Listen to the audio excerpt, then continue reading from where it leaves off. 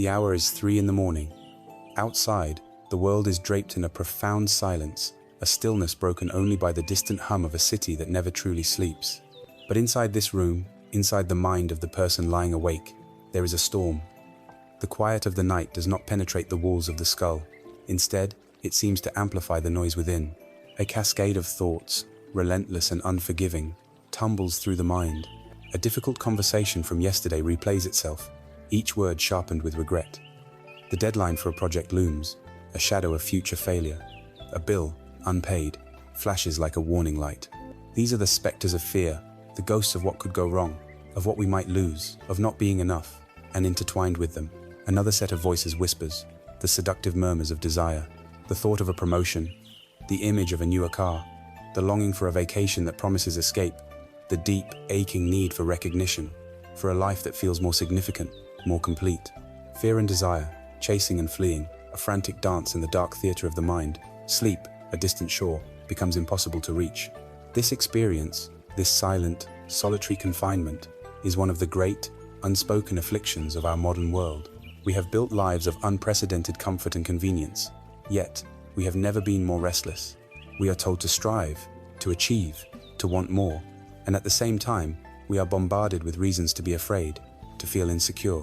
Our minds have been trained into a state of permanent agitation, a constant, low-grade fever of anxiety and craving. We have become prisoners of our own thinking, exhausted by the endless loop. But what if this is not a personal failure, or a flaw in our character? What if this condition is simply the human mind, running on an ancient survival program that is no longer suited for the world we inhabit? What if there was a way, not to fight the storm, but to find the calm center within it? For thousands of years, long before the noise of the digital age, wise men and women have studied this very predicament. They too understood the restless heart. From this deep seeing, a path was born, not a religion that asks for your belief, but a practice that asks for your attention, a set of practical, timeless tools for understanding and training the mind. This path is known as Zen. It is a gentle invitation to stop running, to stop chasing, and to simply be. It is the beginning of a journey home, to the quiet, spacious peace that already exists within you, waiting patiently beneath the storm. It is the art of untying the knots of fear and desire, one breath at a time. That internal chatter, that endless stream of commentary that accompanied the person lying awake at 3 in the morning, is a universal human experience. It is so constant, so familiar, that most of us don't even question it. We assume that this is simply what it means to be alive, to have a mind. In Zen, this phenomenon is given a name, not as a judgment, but as a gentle, accurate description. It is called the monkey mind.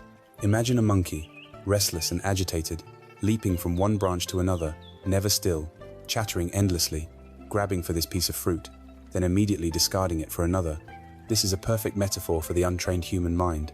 It leaps from a memory of the past, to a worry about the future, to a sensation in the body, to a fragment of a song, to a sudden impulse, all within the span of a few seconds. There is no peace, no rest, only constant frenetic motion. But why? Why is our internal world so chaotic? The answer begins not in philosophy, but in biology, in the ancient story of our own survival. For hundreds of thousands of years, the human mind evolved with one primary directive: keep the body alive. The mind became an incredibly sophisticated scanning device, a tireless guardian. The part of our brain that thinks, plans, and worries was our greatest evolutionary advantage. A mind that could replay a past mistake, like eating a poisonous berry, was less likely to make that mistake again. A mind that could project into the future, anticipating the coming winter or the migration of herds, could plan and prepare. A mind that was constantly on alert, interpreting every rustle in the grass as a potential predator, was a mind that belonged to a survivor. In that primitive world, a calm, quiet mind was a vulnerable mind. The monkey mind was our protector. It was a feature, not a bug.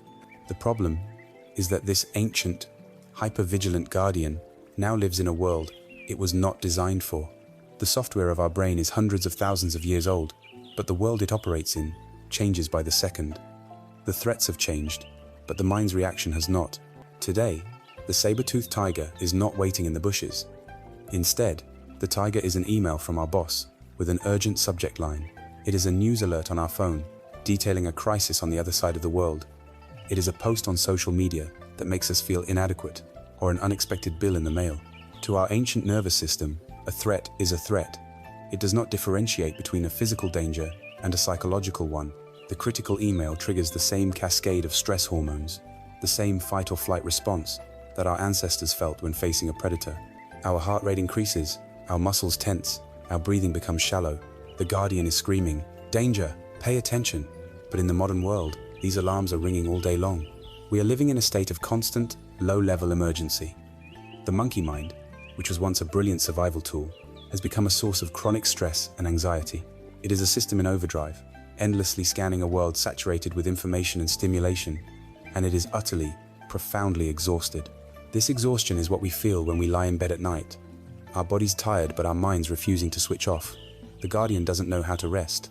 This is where we must learn to make a crucial distinction, a distinction that is central to finding peace.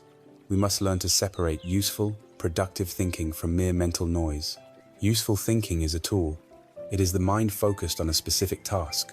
When you are solving a puzzle, planning a trip, learning a new skill, or engaging in a creative endeavor, your mind is working for you. This kind of thinking is linear. It has a purpose, a direction, and often a conclusion. Mental noise, however, is a feedback loop. It is the hamster wheel of the mind. It is the endless replaying of an argument, thinking of all the things you should have said. It is the circular worrying about a future event you cannot control, imagining every possible negative outcome. It is the voice of the inner critic, that narrator who points out all your flaws and past failings. This noise has no purpose. It solves nothing. It only drains your energy and steals your attention from the only moment that ever truly exists, the present moment. This distinction is embodied in the ancient parable of the leaky bucket. A man is tasked with carrying water from a distant well back to his home. The water is precious. It represents peace, vitality, and joy. His bucket represents his mind. But unknown to him, the bucket is full of tiny holes. As he walks, with each step, the water drips out. The holes are his wandering thoughts, the small, seemingly harmless anxieties, the idle daydreams, the fleeting judgments.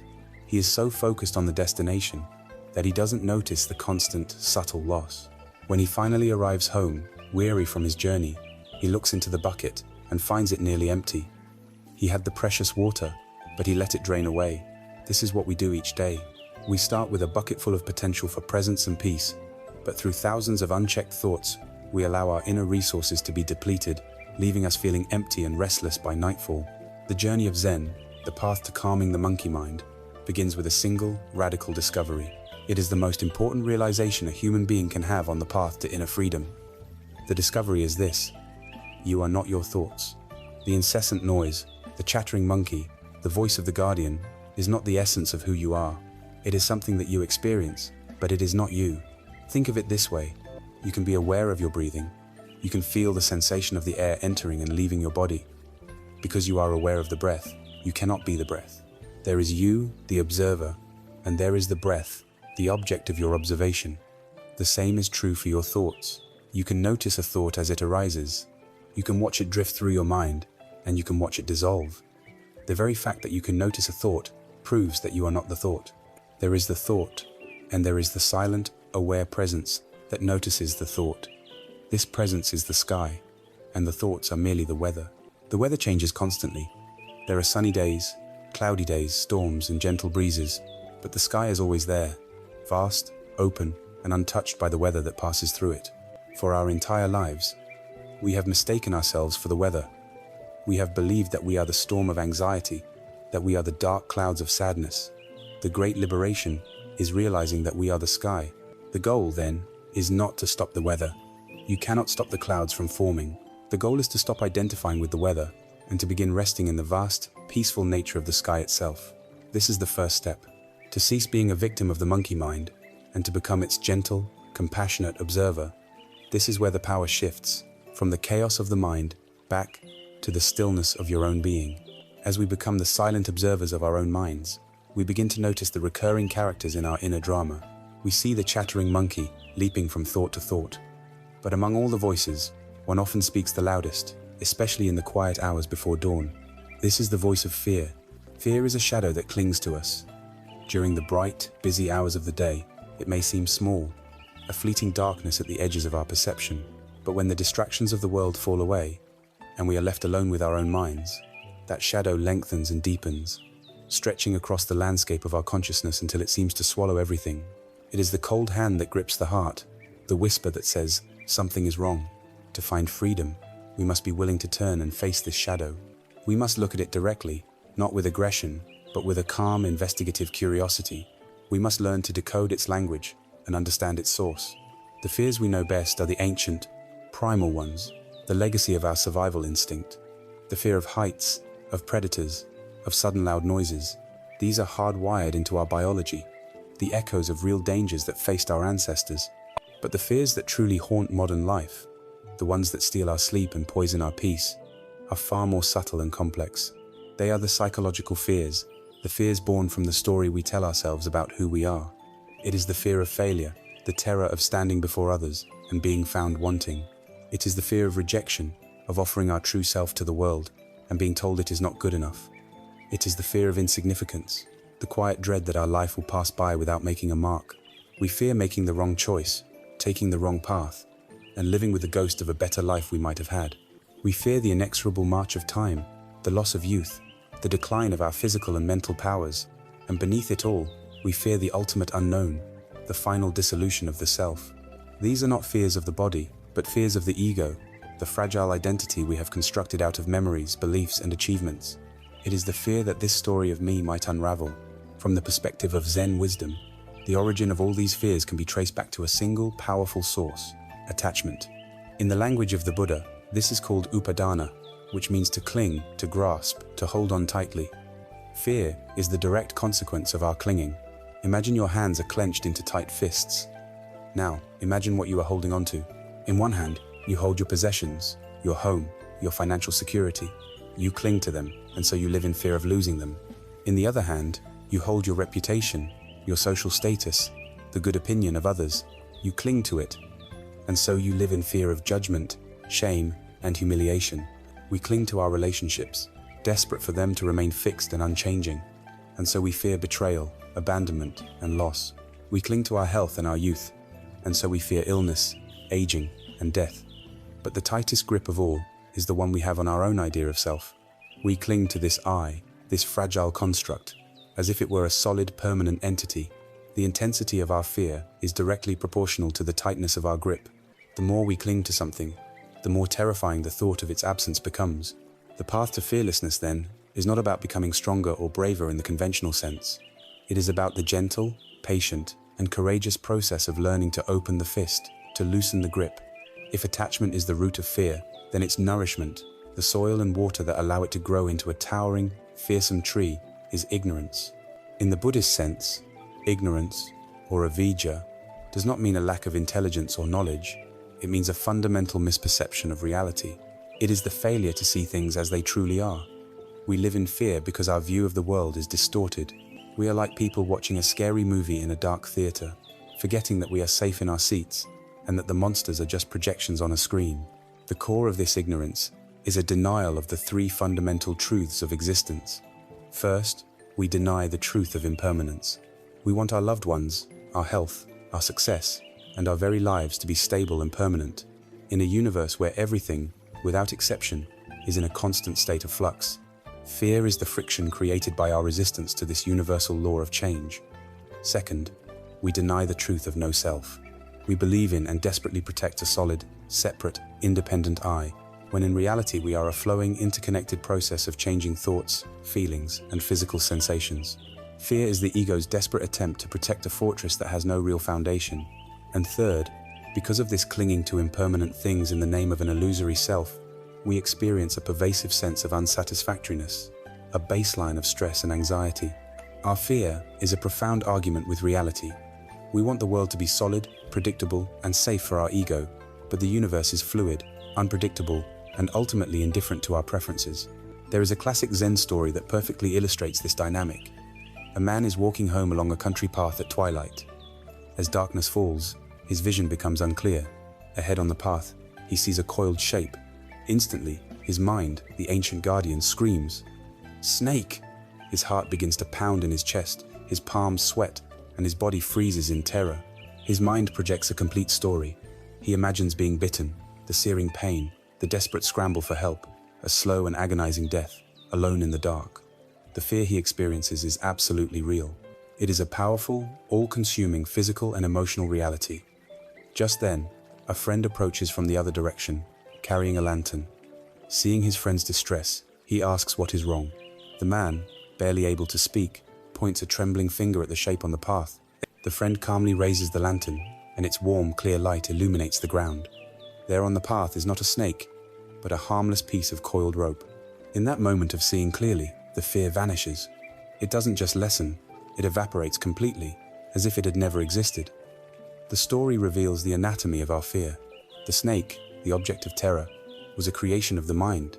It was born from two things: the dim light, which represents our ignorance or unclear seeing, and the mind's own conditioned tendency to project danger, which is rooted in its attachment to survival. The fear was real, but its cause was an illusion.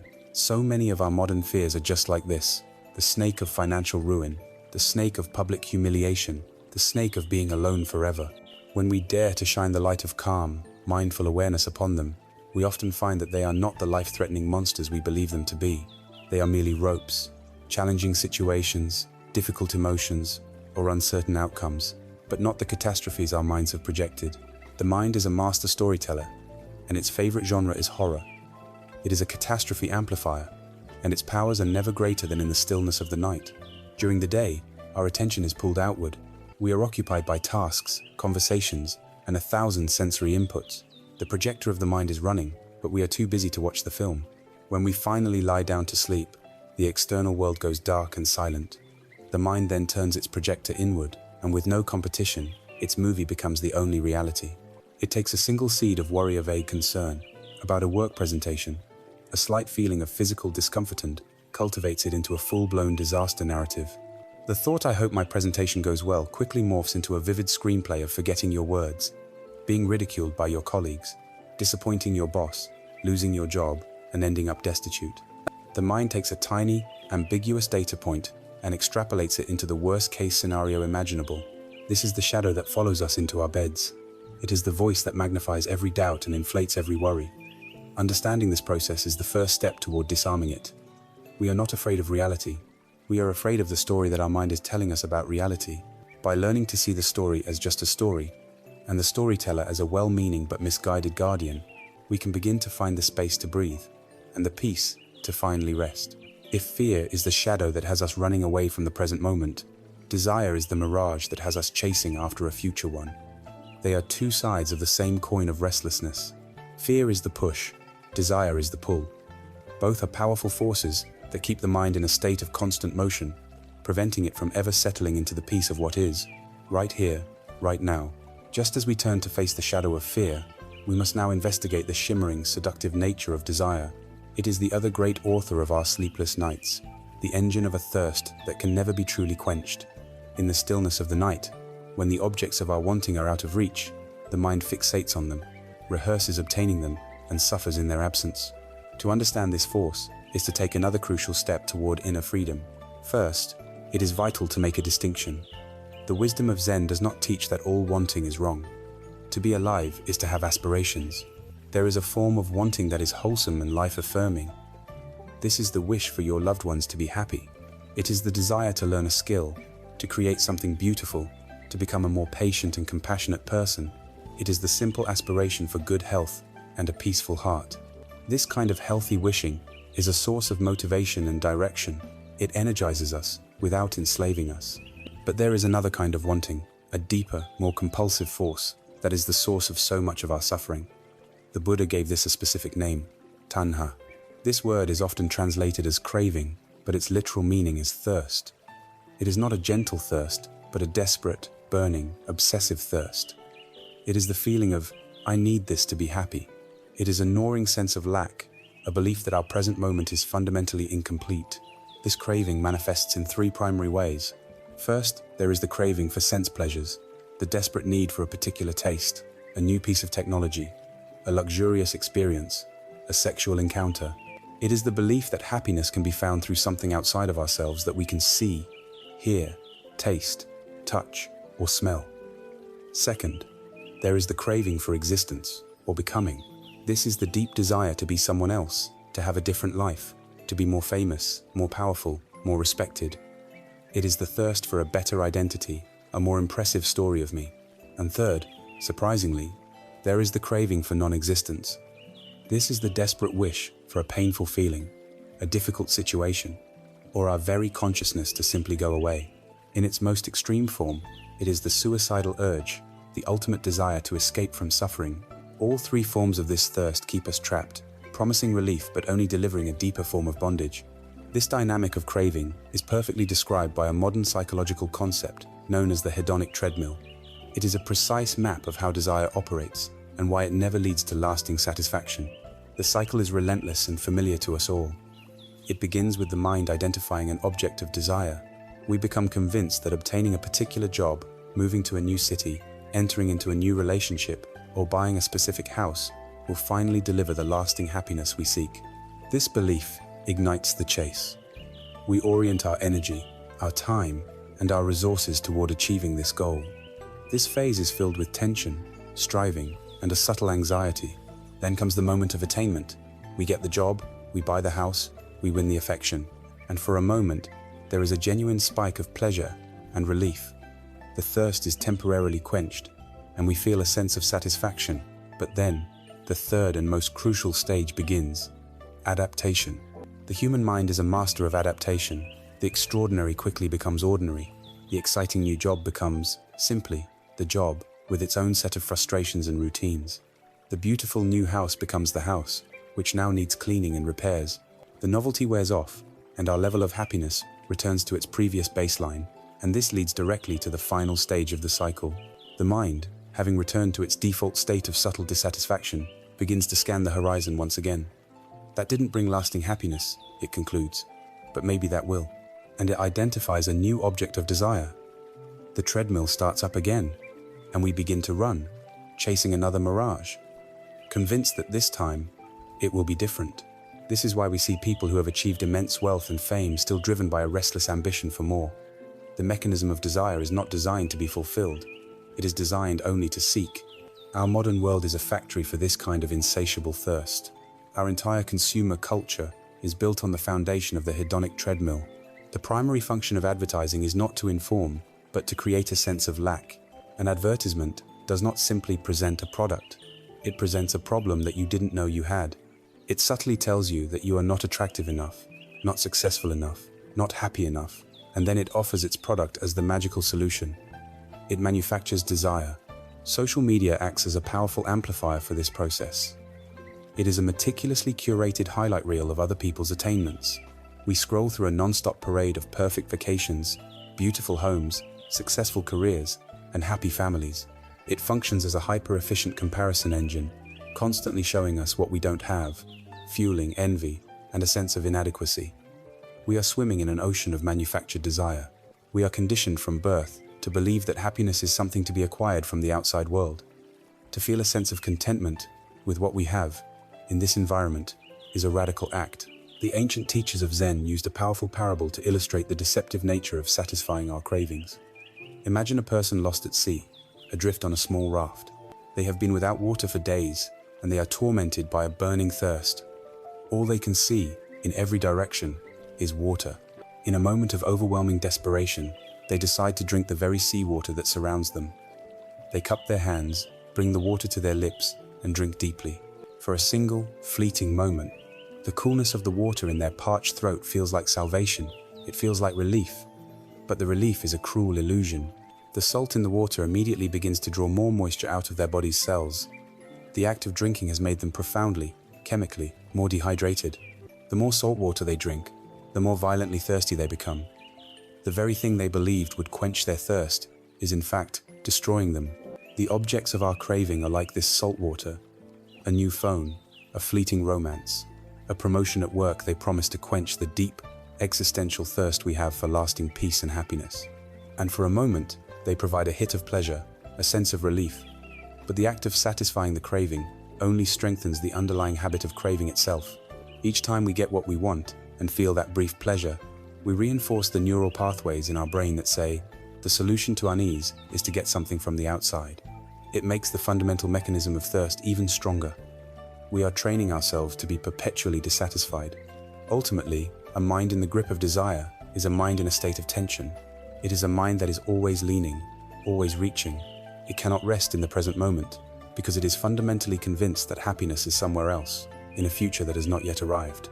This constant reaching creates a subtle, background hum of dissatisfaction. It is a feeling that this present moment, as it is not quite good enough. There is always something missing, something that needs to be added or changed before we can finally relax and be at peace. This feeling is the very opposite of the tranquility required for deep rest. When we lie down at night, the body is still, but the mind is still reaching. It is reaching for a different past or a better future. It is chasing mirages, running on a treadmill that leads nowhere. It cannot settle because it is organized around the principle of seeking, not the principle of being. And so, the thirst continues, the mind remains in motion, and the deep, restorative peace that is our birthright remains just out of reach, like a cool spring we can see but can never quite get to. We have now stood face to face with the two great forces that disturb our inner world. We have seen fear, the shadow that pushes us away from the present, and desire, the mirage that pulls us toward the future. We have seen how our minds, by their very nature, are conditioned to cling and to resist, to chase and to flee. In doing so, we have diagnosed the source of our restlessness. To know the disease is the first step, but it is not enough. We must now turn toward the remedy. This is where the path of Zen makes its proposition. It is not a promise of a magical cure, nor is it a set of beliefs you must adopt. It is, instead, an invitation to see differently, to experience your own mind and your own life in a way that is radically more direct, more intimate, and ultimately, more free. It is a path of waking up from the dream of our own thinking. The spirit of Zen is, above all, direct. Its origins are said to lie not in a complex philosophical text, but in a moment of silent understanding. The story tells that one day, the Buddha stood before his disciples, and, instead of giving a sermon, he simply held up a single flower. The assembly was silent, confused by this gesture, trying to analyze its meaning, but one disciple, Mahakasyapa, simply smiled. In that moment of shared, silent recognition, a direct transmission of wisdom occurred, beyond words and concepts. This story embodies the heart of Zen. It is a path that points directly to the human mind, trusting that the capacity for wisdom and peace is not something to be acquired from an external source, but is already inherent within each of us. It is less concerned with the study of ancient maps and more concerned with the direct exploration of the territory itself. It asks not, what did the Buddha believe? But rather, what is my own experience, right here, right now? It is not a path of becoming a Buddhist, but a path of becoming fully, authentically, and sanely human. A great misunderstanding often arises at the threshold of this path. Many people believe that the goal of meditation is to empty the mind, to force the thoughts to stop, to achieve a state of perfect, blissful blankness. Faced with this impossible task, they quickly become discouraged. They sit, and the monkey mind chatters away, perhaps even more loudly than before. They conclude, I can't do this. My mind is too busy. This is a fundamental misapprehension of the goal. The aim of Zen practice is not to wage war on your thoughts. To try and force the mind into submission is to create more tension, more struggle, more of the very conflict we are trying to resolve. The goal is not to silence the mind, but to understand it. Imagine your mind as a jar of muddy water. If you shake it, trying to force the mud to settle, you will only make it murkier. But if you simply place the jar on a stable surface and leave it undisturbed, the mud will, of its own accord, gradually settle to the bottom, leaving the water clear. The practice of Zen is the act of creating that stability. We don't fight the mind, we simply create the conditions for it to settle. Peace is not an achievement, it is a natural consequence of non-interference. We learn to watch the flow of thoughts and feelings with a friendly, impartial curiosity, without judging them, without getting swept away by them. In doing so, we begin to see their true nature. They are transient, impersonal events, like clouds passing in the sky. They are not who we are. To walk this path, Zen proposes that we adopt a specific attitude, an attitude known as Shoshin, or beginner's mind. To have a beginner's mind is to approach every experience, including the experience of our own thoughts, as if for the first time. The mind of an expert is closed. It is full of facts, opinions, and conclusions. It says, I already know this. The mind of a beginner is open, spacious, and full of curiosity. It says, I don't know, so I am ready to learn. Our fears are the product of an expert mind, a mind that knows what happened in the past and projects it onto the future. Our desires are the product of an expert mind, a mind that knows what it needs to be happy. Beginner's mind allows us to step out of these stale, repetitive narratives. It brings us back to the raw, unlabeled reality of the present moment. When we sit with a beginner's mind, we are not trying to have a good meditation or a peaceful meditation. We are simply open to whatever arises, without preference. Whether the mind is calm or turbulent, whether feelings of joy or sadness appear, it is all met with the same open, receptive quality of awareness. There is a famous Zen story that captures the necessity of this attitude perfectly. A highly educated university professor, a man renowned for his intellect, came to visit a Zen master to inquire about the nature of Zen. The professor, eager to display his own erudition, began to speak at length about his own ideas, his studies of various philosophies, and his theories about consciousness.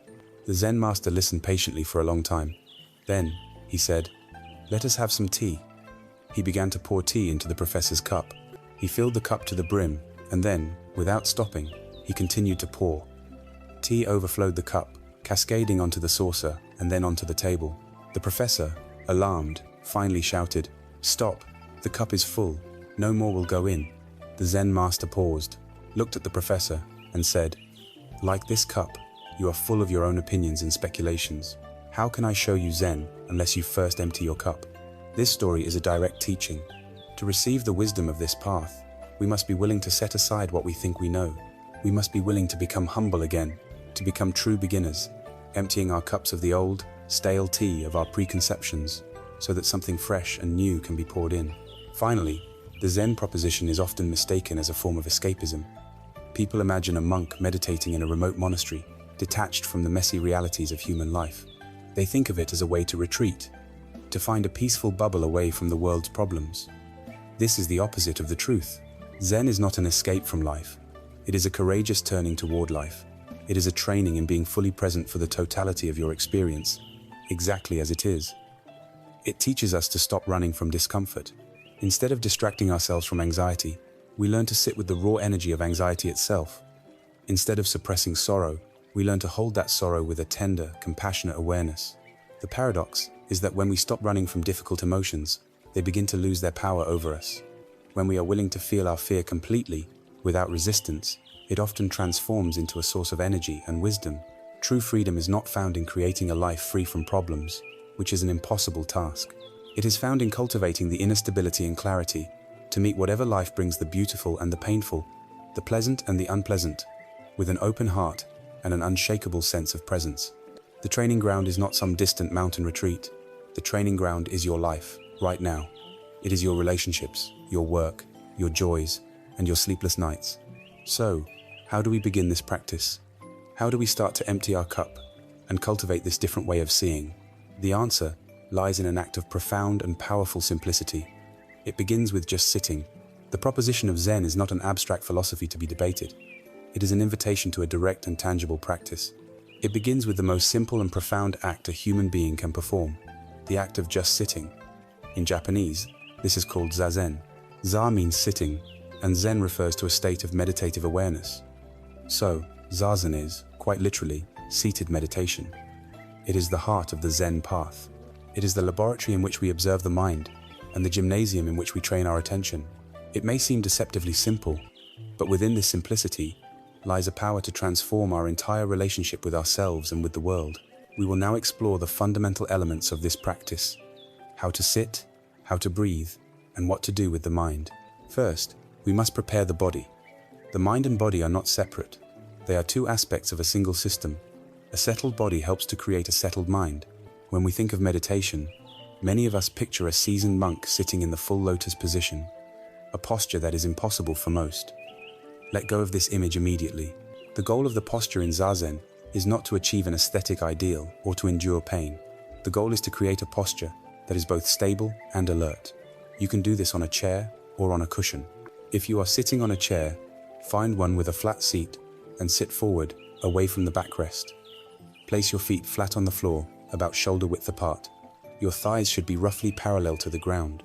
If you are sitting on a cushion on the floor, the key is to elevate your hips so they are higher than your knees. This allows your spine to curve naturally and takes the pressure off your back. You can sit in a simple cross-legged position, or with one foot resting on the opposite calf. The specific leg position is not important. What is important, in any posture, is the spine. Your spine should be upright, erect, but not stiff. Imagine a string gently pulling you upward from the crown of your head, lengthening your spine. Your chin should be slightly tucked in. This posture embodies a quiet dignity and wakefulness. Your hands can be rested gently on your lap, or you can form what is known as the cosmic mudra. Rest your left hand, palm up, in your lap, and place your right hand, palm up, on top of your left. Let the tips of your thumbs touch lightly, forming a gentle oval. This gesture helps to unify the body's energy. Finally, your eyes should be kept partially open, with your gaze resting softly on the floor a few feet in front of you. This prevents you from falling into a sleepy, dreamlike state, but also reduces the distraction of sight. The body is now a mountain, stable, grounded, and dignified. Once the body is settled, we bring our awareness to the breath. The breath is the bridge between the body and the mind. It is the perfect anchor for our attention, because it is always with us, and it is always in the present moment. You cannot breathe in the past, and you cannot breathe in the future. You can only breathe now. The instruction here is crucial. We do not try to control the breath. We are not performing a breathing exercise to achieve a certain state. We are simply resting our attention on the natural, spontaneous rhythm of the breath, exactly as it is. Let the body breathe itself. You can focus on the sensation of the air entering and leaving the nostrils, or you can place your awareness on the abdomen, in the area just below the navel, which in Zen is called the hara. Feel the gentle rise of the abdomen as you breathe in, and the gentle fall as you breathe out. The breath is your anchor. Your mind is like a small boat on a vast, and sometimes turbulent, ocean of thoughts. The thoughts will pull the boat this way and that. The anchor of the breath is what keeps the boat from being completely swept away by the currents. When you notice you have drifted, you can always find your way back to the simple, physical sensation of this breath, right here. Now we come to the most important element of the practice, the instruction for the mind itself. Let this be stated as clearly as possible. Your mind will wander. This is not a mistake. It is not a sign that you are a bad meditator. It is not a failure. It is simply the nature of the untrained mind to wander. Expect it. The practice of Zazen is not about achieving a state of no thought. The practice is the gentle, patient, and persistent art of returning. This is how it works. You are sitting, your attention resting on the rise and fall of your abdomen. After a few moments, or perhaps only a few seconds, you will suddenly realize that you are no longer with your breath. You are, instead, lost in a thought. You are planning your grocery list, replaying a conversation from yesterday, worrying about a future event, or simply lost in a daydream. This moment of realizing you have been lost is a moment of pure gold. It is a moment of mindfulness. In this moment, you have woken up from the dream of thought. The instruction for what to do in this moment is threefold. First, acknowledge the thought without judgment. Simply note, internally, thinking. Second, gently let go of the thought. Do not push it away, do not analyze it, do not follow it. Imagine you are holding a small stone in your open palm. You simply relax your hand and let the stone drop. You do nothing more. Third, and most importantly, you gently and kindly guide your attention back to the anchor, back to the physical sensation of the breath.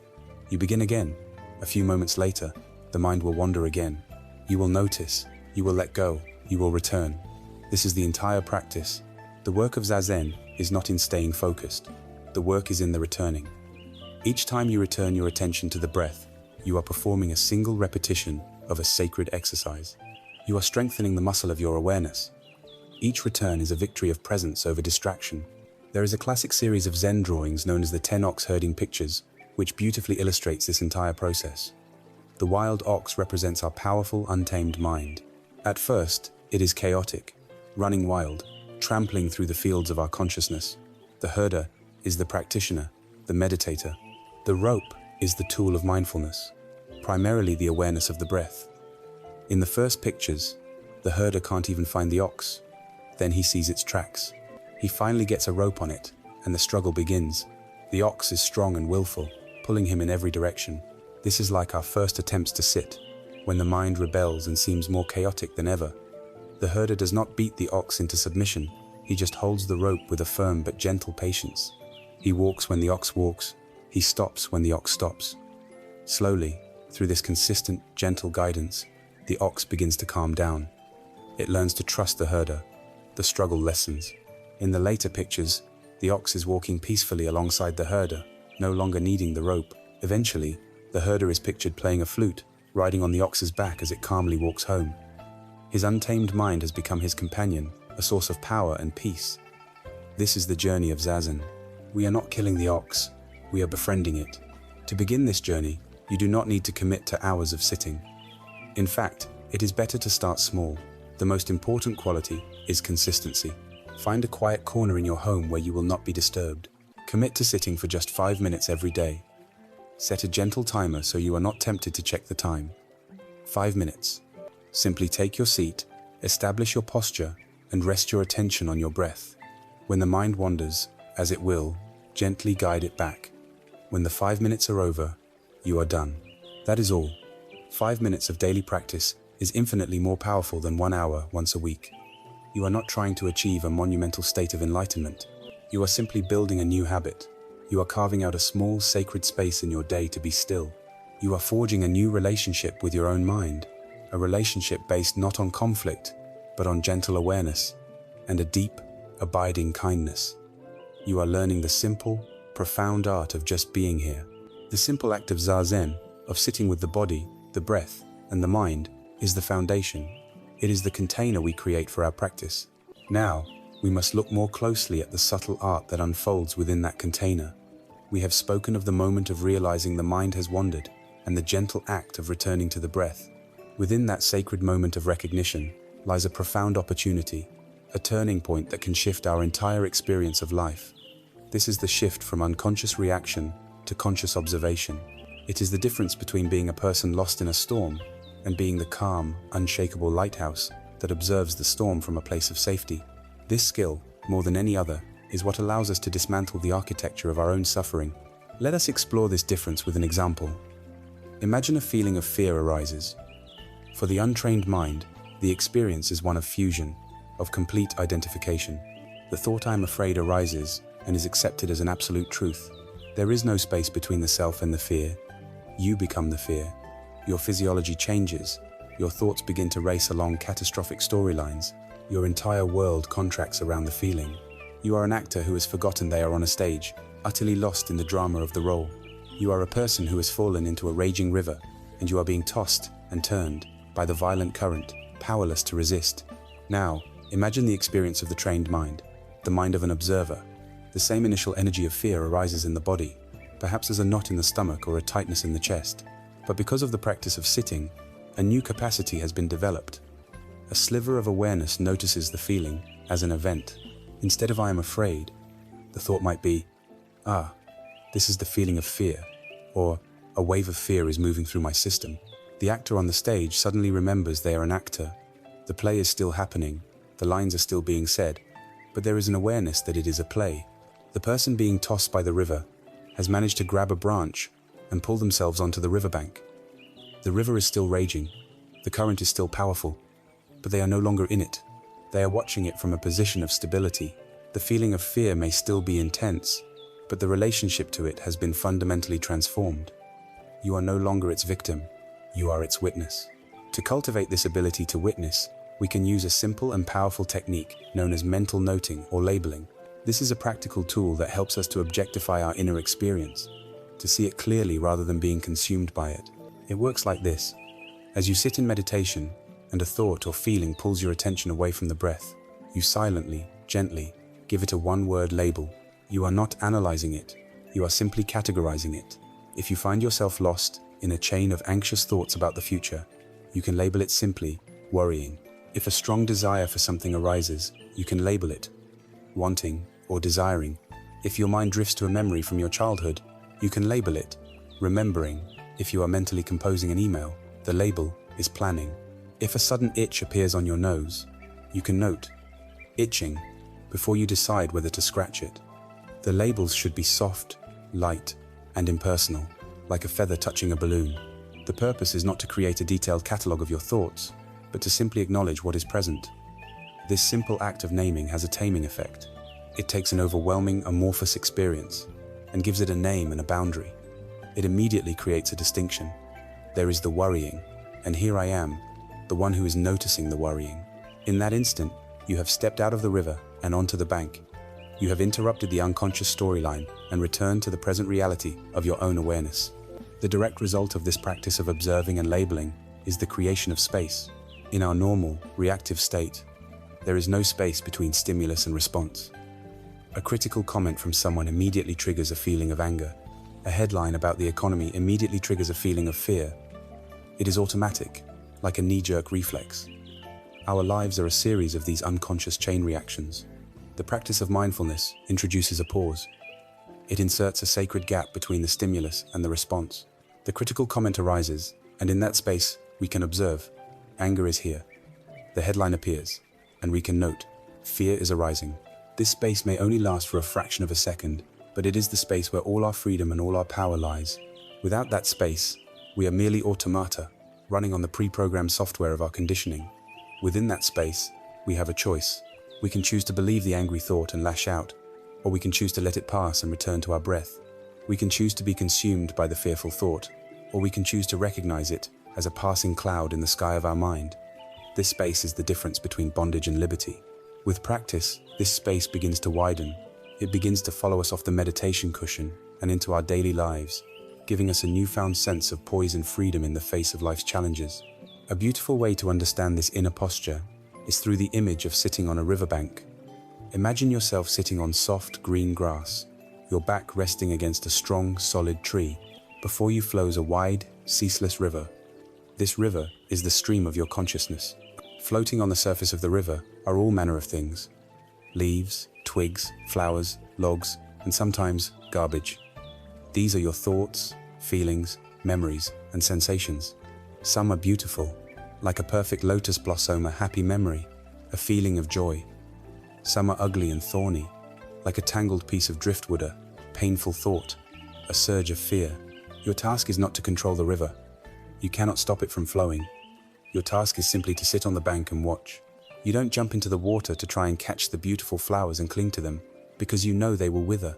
You don't jump into the water to try and push away the ugly logs, because you know your struggle will only exhaust you. You simply remain on the bank, grounded and stable, and you watch everything arise, float by, and pass away. You notice the clear water, the muddy water, the fast currents, and the slow eddies where a thought might get stuck for a while, swirling around and around. Your identity is not with the objects in the river. Your identity is with the quiet, enduring presence on the bank. This is the essence of becoming the observer. When we apply this practice to the powerful energies of fear and desire, we begin a process of quiet disarmament. Fear and desire are like tyrants who derive all their power from our unquestioning belief in their authority. As long as we believe the fearful thought is me, it has total control. As long as we believe the desiring thought is me, it can pull us anywhere it wants. The moment we can look at a wave of fear and label it fearing, we are staging a quiet revolution. We are withdrawing our allegiance. We are communicating to that ancient part of our brain, I see you. I acknowledge your presence, but you are not me. You are an event happening within me. With each act of observation, we cut off the fuel supply. The thoughts and feelings may still arise out of habit, but they no longer have the power to command our entire being. They arrive like messengers with an urgent but outdated message. We can listen to the message, but we no longer have to obey the command. The tyrants become mere guests, and we, the silent, spacious awareness that witnesses it all, realize that we are the true masters of our own inner house. We have always been here, on the riverbank, but we had simply forgotten, having spent a lifetime lost in the river. The practice of observation is the practice of remembering who we truly are. We have learned to become the observer on the riverbank, watching the flow of thoughts and feelings without being swept away. This is a practice of immense power, but there are times, especially in the dead of night, when the river rises and the current becomes a raging torrent. The thoughts of fear or desire can become so strong, so insistent, that we feel ourselves losing our footing on the bank, about to be pulled back into the chaotic waters. In these moments, we need an anchor that is even heavier, more solid, and more immediate than the breath. We need an anchor that is undeniably real and eternally present. This anchor is the physical body. The practice of returning our awareness to the body is a supreme method for grounding the mind and finding refuge from even the most intense mental storms. The human mind is a time machine. It is the only part of our experience that can leave the present moment. With a single thought, it can transport us 20 years into the past, forcing us to relive an old regret, a painful memory, or a moment of embarrassment. We feel the old emotions as if they were happening right now. A moment later, the mind can hurl us 20 years into the future, into a speculative world of what if. It constructs elaborate scenarios of potential failure, loss, or catastrophe, and our bodies react with the stress and anxiety appropriate to a danger that does not actually exist. This constant, uncontrolled time travel is a primary source of our suffering. We are tormented by the ghosts of a past that is gone and terrified by phantoms of a future that may never arrive. But there is one part of you that is immune to this time travel: your body. Your body is incapable of being anywhere but here, in this present moment. Your heart is not beating yesterday, it is beating now. Your feet are not touching the floor tomorrow, they are touching it now. The body is an anchor of pure presence. To consciously inhabit the body is to pull the mind out of the imaginary worlds of past and future and bring it home to the simple, undeniable truth of what is happening right now. A formal and deeply healing way to practice this is through the meditation known as the body scan. This is not a task to be completed, but a gentle journey of discovery. It is best practiced lying down, making it a perfect technique to use in bed before sleep or when you wake in the night. Begin by finding a comfortable position on your back, letting your arms rest by your sides and your feet fall naturally apart. Close your eyes gently. For a few moments, just feel the fact that you are breathing. Then, as if holding a soft flashlight of awareness, bring your attention all the way down to the toes of your left foot. You are not trying to feel anything special. You are simply asking the question, what are the sensations here? You might feel warmth, coolness, a slight tingling, the pressure of a blanket, or perhaps nothing at all. Even the absence of sensation, a kind of numbness, is a valid experience to be noted. Without judgment, you simply acknowledge whatever is there. Then, slowly, you begin to move that beam of awareness up your body.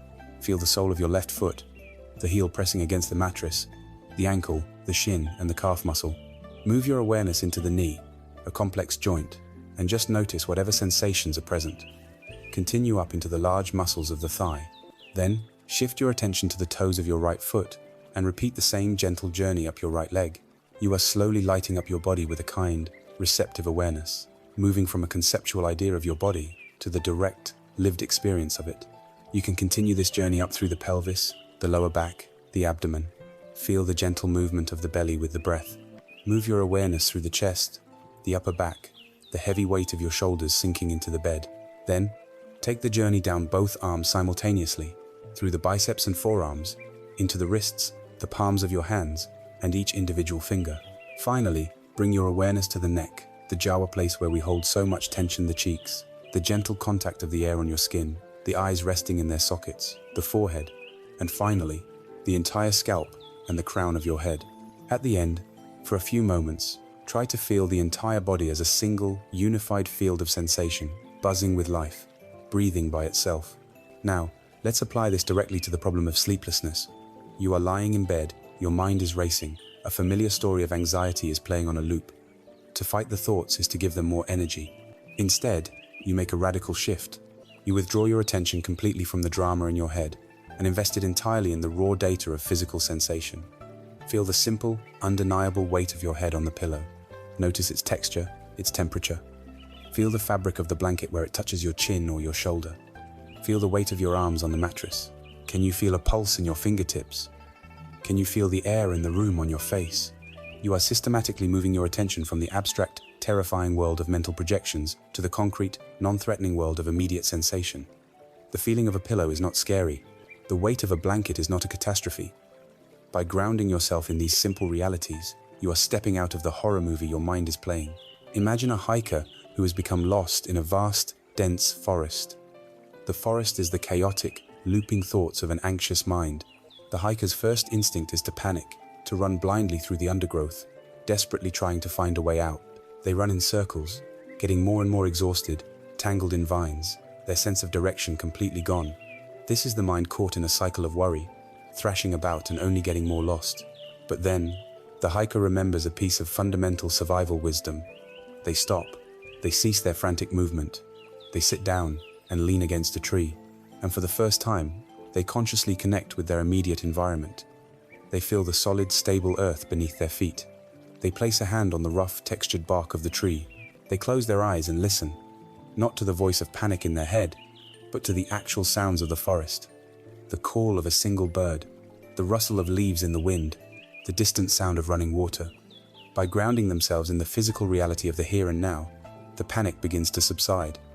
Their mind, no longer fueled by frantic energy, begins to clear. They are still in the forest, but they are no longer lost inside their own fear. They can now think clearly, orient themselves, and begin to find their way. When we are lost in the dense forest of our thoughts, this is the wisest action we can take, to stop and to ground ourselves in the undeniable reality of the body. There is a simple law of energy at play here. Your attention is your primary resource. It is the currency of your consciousness. When your attention is completely absorbed in anxious thoughts, you are feeding that anxiety. You are supplying the worry machine with the very fuel it needs to keep running. Every moment you spend engaged with the catastrophic story, you give it more power and more reality. The practice of returning to the body is a conscious act of resource management. You are making a deliberate choice to unplug your energy from the worry machine. You are redirecting your attention, your precious fuel, away from the draining, unproductive habit of rumination, and investing it instead in the calm, stable, and grounding presence of the body. The thoughts may not stop immediately. The worry machine may continue to churn out of habit for a while, but because you are no longer feeding it with your attention, it will gradually slow down. It will run out of fuel. You find peace not by winning a battle against your mind, but by quietly withdrawing your support for the war. You are not fighting the darkness. You are simply turning your attention toward the quiet, steady light of your own physical presence. You are coming home. As we continue the practice of sitting, of observing the mind, and of grounding ourselves in the body, a certain quality of insight begins to dawn. We move from the how of the practice to the what. What is it that we are actually seeing with this newfound clarity?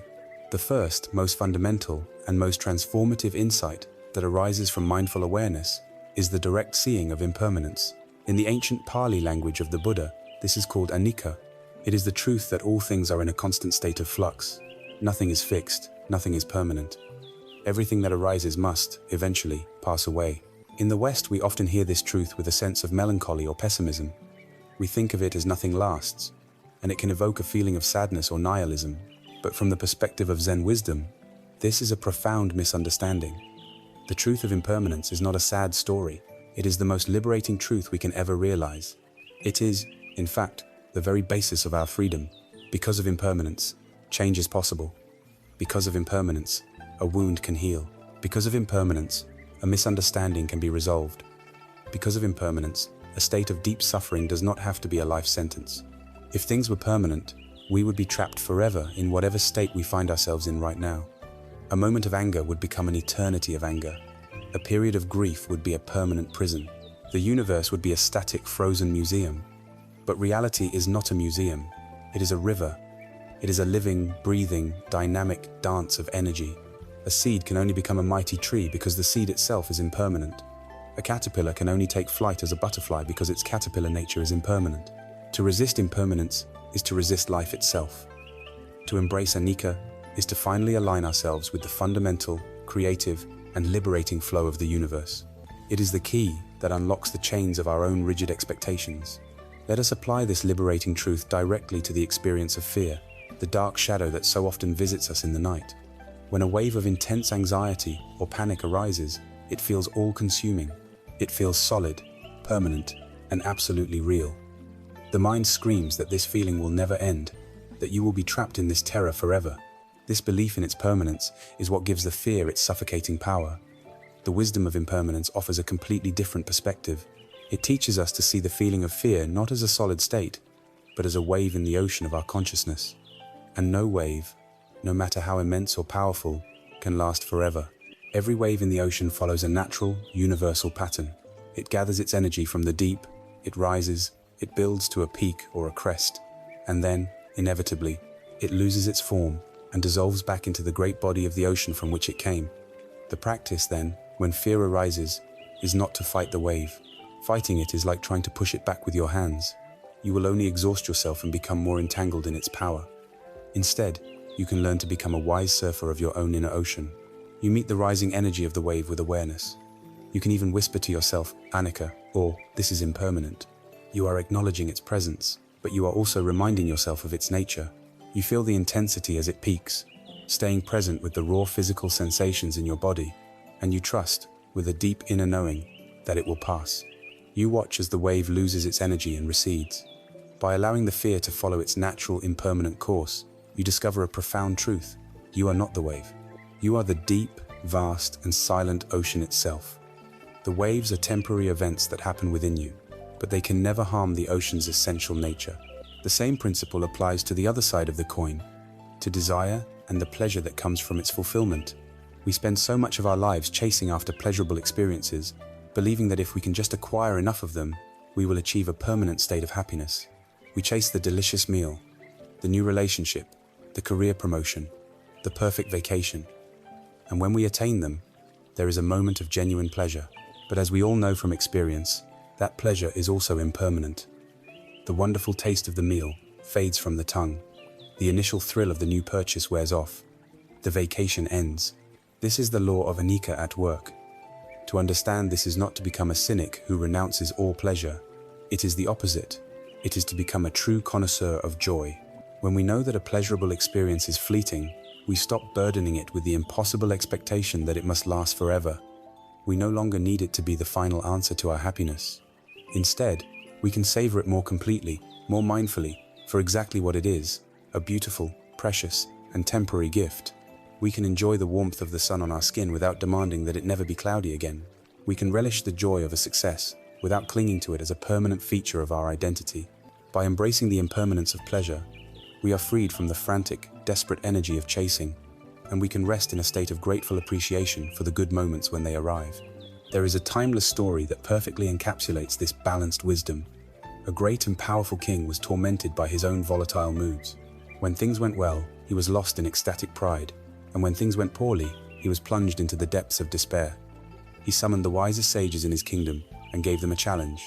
"I want you to craft me a ring," he commanded, with a secret inscription. "When I am in the depths of sorrow, the inscription must lift my spirits. And when I am at the peak of my joy, it must bring me back to earth and grant me perspective." The sages consulted for many weeks, and finally returned to the king with a simple golden ring.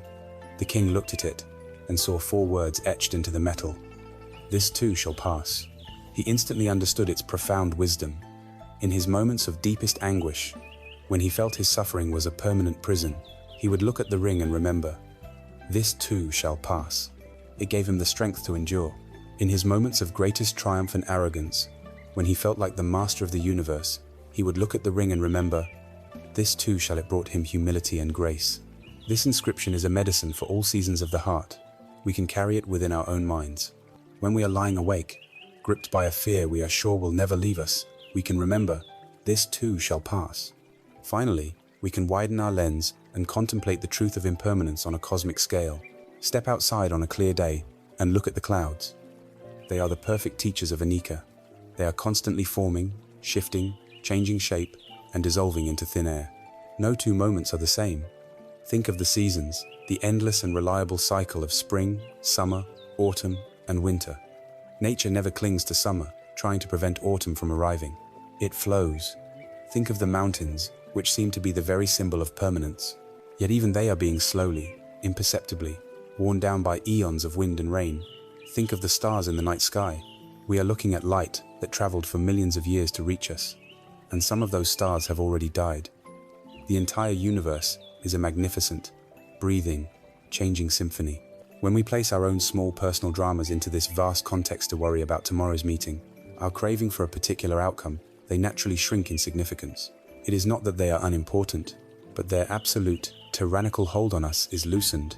We see that our own anxiety is just one tiny cloud in an infinite sky. Our own desire is just one small ripple in an endless ocean. To truly understand impermanence is to stop fighting with the river of life. It is to relax, to let go, and to finally allow ourselves to be carried by its majestic, mysterious, and ever-changing current. As we rest in the wisdom of impermanence, anicca, we come to see that everything in our experience is like a flowing river. Our thoughts, our feelings, our bodily sensations, they all arise, linger for a moment, and pass away. Nothing is solid, nothing is permanent. This direct seeing naturally leads to a deeper, more profound question. If everything I experience is constantly changing, then who, or what, is the I that is experiencing it? Where is the fixed, unchanging self amidst all this flow? The honest investigation of this question leads us to the second great mark of existence in Buddhist thought, a concept that can sound strange and even frightening at first, but one that holds the key to the most radical form of liberation. This is the teaching of anatta, which is often translated as no self, or perhaps more accurately, not self. Let us approach this profound truth gently and with curiosity, for in it lies the power to unburden us from our heaviest load. From the moment we are born, we develop a sense of being a separate, continuous self. We feel that there is a little person inside our heads, a kind of chief executive officer, or a driver behind the steering wheel. This I is the thinker of our thoughts, the feeler of our feelings, and the author of our actions. It feels solid, stable, and distinct from everyone and everything else. We spend our entire lives catering to, defending, and promoting this I. This is the ego. The practice of mindfulness, however, allows us to become detectives, to investigate whether this solid self truly exists in the way we think it does. When we look for it, where do we find it? Is this I in your body? But your body is a collection of constantly changing cells. The body you have today is not the same body you had 7 years ago. Is the I in your feelings? But feelings are like the weather, fleeting and unpredictable. You are not your anger or your joy. Is it in your thoughts? Thoughts are even more ephemeral, like bubbles rising to the surface of water. So where is this unchanging self we are so sure of? Buddhist psychology suggests that what we call the self is not a single entity, but a dynamic process, a temporary coming together of 5 distinct components. These are form, the body, feelings, perceptions, mental formations, like thoughts and intentions, and consciousness. What we call I is simply a convenient label for the functioning of these 5 changing processes. It is more like a verb than a noun. It is a flowing event, not a static thing. There is a brilliant dialogue from an ancient Buddhist text that illustrates this perfectly. A wise sage named Nagasena was questioned by a Greek king, Melinda. The king, a sharp intellectual, wanted to challenge the teaching of no self. He asked Nagasena for his name. Nagasena replied that his name was just a designation, a convenient label, and that there was no permanent person to be found. The king was incredulous. If there is no person, he argued, then who is it that I see before me? Who wears these robes? Who eats and drinks and studies? Nagasena responded not with an argument, but with a question of his own. Your Majesty, he said, you mentioned you arrived here by chariot. Please tell me, what is the chariot? Is the axle the chariot? No, venerable sir, the king replied. Nagasena continued, are the wheels the chariot? Is the frame the chariot? Are the reins the chariot? To each question the king answered no. Then, Nagasena asked, is it all of these parts assembled together that is the chariot? No, sir, the king admitted. Then is there something else, separate from all these parts, which is the chariot? No, venerable sir, said the king. Nagasena then delivered the final, clarifying point. Your Majesty, chariot is simply the name we give, the designation we use, for the functional assembly of the axle, wheels, frame, and so on. In itself, apart from its components, a chariot does not exist. He then drew the parallel. In the same way, Nagasena is just the convenient name for the assembly of the body, feelings, perceptions, thoughts, and consciousness. Apart from these changing components, no permanent, independent self can be found. This insight might seem philosophical, but its practical implications for our daily suffering are immense. When we look closely at our deepest fears and most painful desires, we find that nearly all of them are organized around the project of protecting and enhancing this fictional solid I. Think of the language of our fear. I am afraid of failing. I will be judged. I might get sick. I don't want to die. The entire drama is centered on the assumed reality of this I, as a precious entity that must be defended at all costs. Now think of the language of our desire. I need to be recognized. I want more wealth. I deserve to be happy. The entire project is about gratifying and inflating this same I. This self becomes a heavy burden, a ghost we are tasked with protecting. But what happens when we see, through our own investigation, that this I is like the chariota collection of parts, a flowing process, not a solid thing? Who, then, is the one who will fail? Who is the one who needs to be gratified? When we see that the self is not a noun, but a verb, the entire structure of our anxiety begins to dissolve. Trying to protect a solid self in a universe of constant flow is like trying to build a fortress on the surface of a river. It is an exhausting, stressful, and ultimately futile endeavor. Seeing through the illusion of the solid self allows us to finally stop fighting this impossible battle. It is crucial to understand that the teaching of anatta is not a declaration of annihilation. It does not mean that you do not exist. It is not a nihilistic philosophy that renders life meaningless. In fact, it is the exact opposite. It says that you do not exist as a separate, isolated, independent thing. The teaching is not the destruction of the self, but the expansion of the self. As long as we identify with the small, fragile ego-thrust of our stories and beliefs, we live in a state of separation and defense. We see the world as me versus everything else. This is a lonely and frightening way to live. But when we let go of our fierce attachment to this small constructed self, we discover our true nature, which is not separate at all.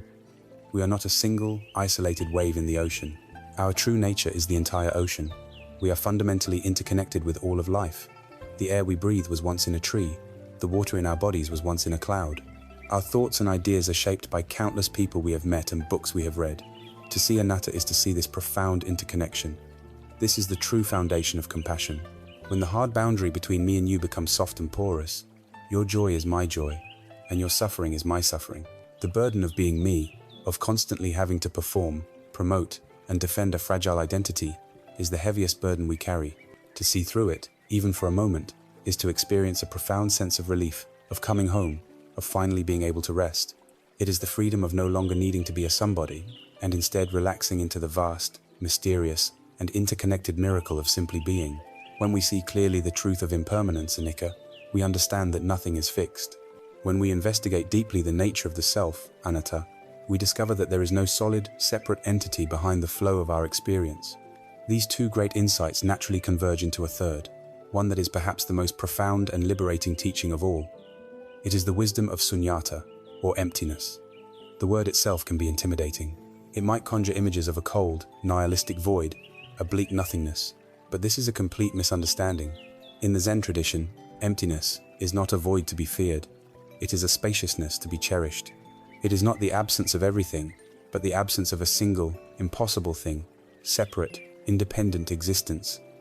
To understand emptiness is to understand the true nature of freedom. Let us begin with a simple object, a wooden cup on a table. We look at it and say, this is a cup. It seems to be a solid, self-contained thing. But let us investigate with the eyes of wisdom. Where is the inherent cupness of this cup? The cup is made of wood. So, for the cup to exist, a tree had to exist. For the tree to exist, it needed soil, rain, sunlight, and air. The tree was cut down by a logger, transported in a truck, and shaped by a craftsman using tools. The tools were made of metal, which came from the earth. The craftsman had parents who raised him, and he learned his skills from a master. The very idea of a cup is a concept that exists within our shared culture and language. When we look deeply into the cup, we see the entire universe.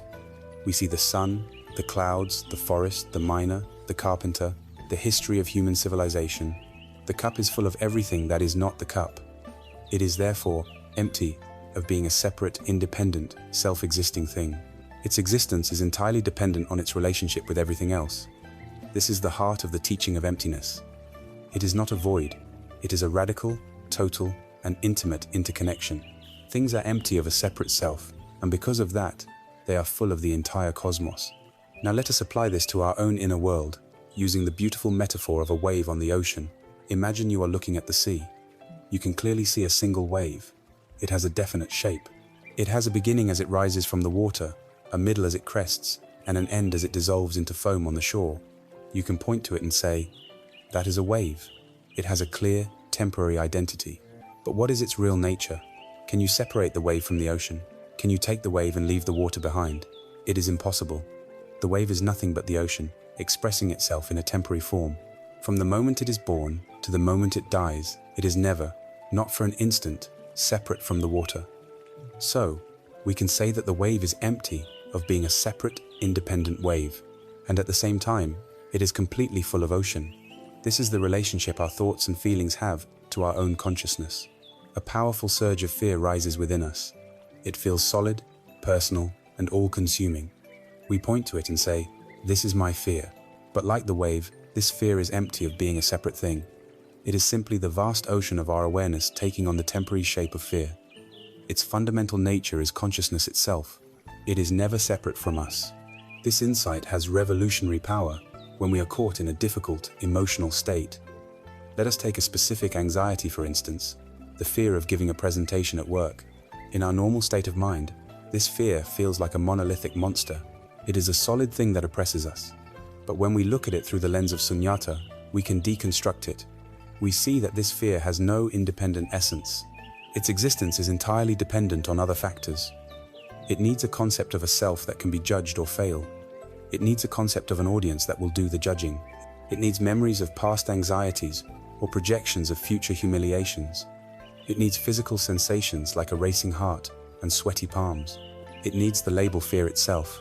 If you remove any of these components, the experience changes. If you see through the illusion of the solid self, who is there to be afraid? If you see the audience not as a judging entity, but as a collection of other beings, each with their own fears and insecurities, the dynamic shifts. The fear is not a single, solid thing. It is a temporary coming together of many different interdependent processes. When we see this, we are no longer hypnotized by the label. We are no longer wrestling with a monster. We are simply observing a changing, fluid, and impersonal process. The monster's power came from our belief that it was real and solid. When we see its emptiness, it dissolves like a ghost at sunrise. This wisdom of emptiness ultimately liberates us from the prison of our own rigid concepts. All of our lives, we operate under the tyranny of dualistic labels. Good and bad, success and failure, right and wrong, me and you. We spend all our energy chasing after the good and running away from the bad, believing them to be solid, separate realities. But the wisdom of Sunyata reveals that these too are empty of any inherent nature. What is a failure? It is simply a label we apply to an outcome that did not match our expectation. The event itself is neutral. It is our labeling of it that creates the suffering. What is a good feeling? It is a temporary constellation of pleasant sensations. What is a bad feeling? A temporary constellation of unpleasant ones. Both are like waves, arising from the ocean of consciousness and returning to it. When we are no longer tricked by our own labels, we can experience life with an incredible lightness and freedom. We stop taking our own thoughts so seriously. We see them for what they are, fleeting weather patterns in a vast and open sky. This is not a call to apathy or indifference. In fact, seeing emptiness allows for a more profound and authentic form of engagement with the world.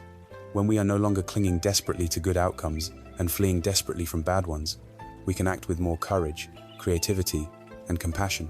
We can respond to situations with wisdom and grace, rather than reacting from a place of fear and craving. The ultimate freedom offered by the teaching of Sunyata is freedom from ourselves, freedom from our own prejudices, our own rigid opinions, our own obsessive judgments. It is the freedom to see the world not through the dark and distorting filter of our conditioned minds, but as it truly is, a luminous, interconnected, and magical display. It is the joy of seeing that the cup is full of the universe, that the wave is full of the ocean, and that you are not separate from any of it. It is the peace that comes from finally laying down the heavy burden of our concepts and allowing ourselves to rest in the vast, open, and wondrous nature of reality itself. We have journeyed into the very nature of reality, using the sharp, clear light of wisdom to see the truths of impermanence, not self, and emptiness. These insights can bring a profound sense of release, like putting down a heavy bag we didn't realize we were carrying. Yet, for many of us, even with this understanding, a familiar voice can remain. It is the voice of the inner critic. It is the part of us that, even after seeing the wisdom of letting go, still whispers, "You're not doing it right. You should be more peaceful by now." Or, "Why are you still afraid?" This voice of judgment is the source of a subtle but persistent inner friction. Wisdom alone can sometimes feel cold if it is not balanced by the warmth of the heart. Having deconstructed the self, we must now learn how to befriend it. This is the practice of metta, a Pali word that translates as loving kindness, unconditional friendliness, or gentle friendship. It is the practice of actively cultivating a warm, open, and benevolent heart, starting with the person we have the most complicated relationship with, ourselves. Metta is the antidote to the poisons of fear, anger, and self-judgment. Fear contracts the heart. It makes our world small and defensive. Metta expands the heart. It creates a feeling of safety and connection. Anger and ill will are states of inner violence. Metta is a state of inner peacemaking. Most importantly, self-criticism is an act of turning against ourselves. Metta is the radical act of turning toward ourselves with kindness. It is the decision to become our own first and most loyal friend, especially when we are struggling. This is not a sentimental practice. It is a powerful form of mind training, an intentional cultivation of a wholesome mental state that can literally change the emotional landscape of our lives. It is the water that allows the seeds of wisdom we have planted to grow. The practice of metta meditation is a gentle and systematic process of extending goodwill in ever-widening circles. It begins in the place that is often the most difficult. It begins with ourselves. To begin, Find a comfortable and dignified posture, the same way you would for Zazen.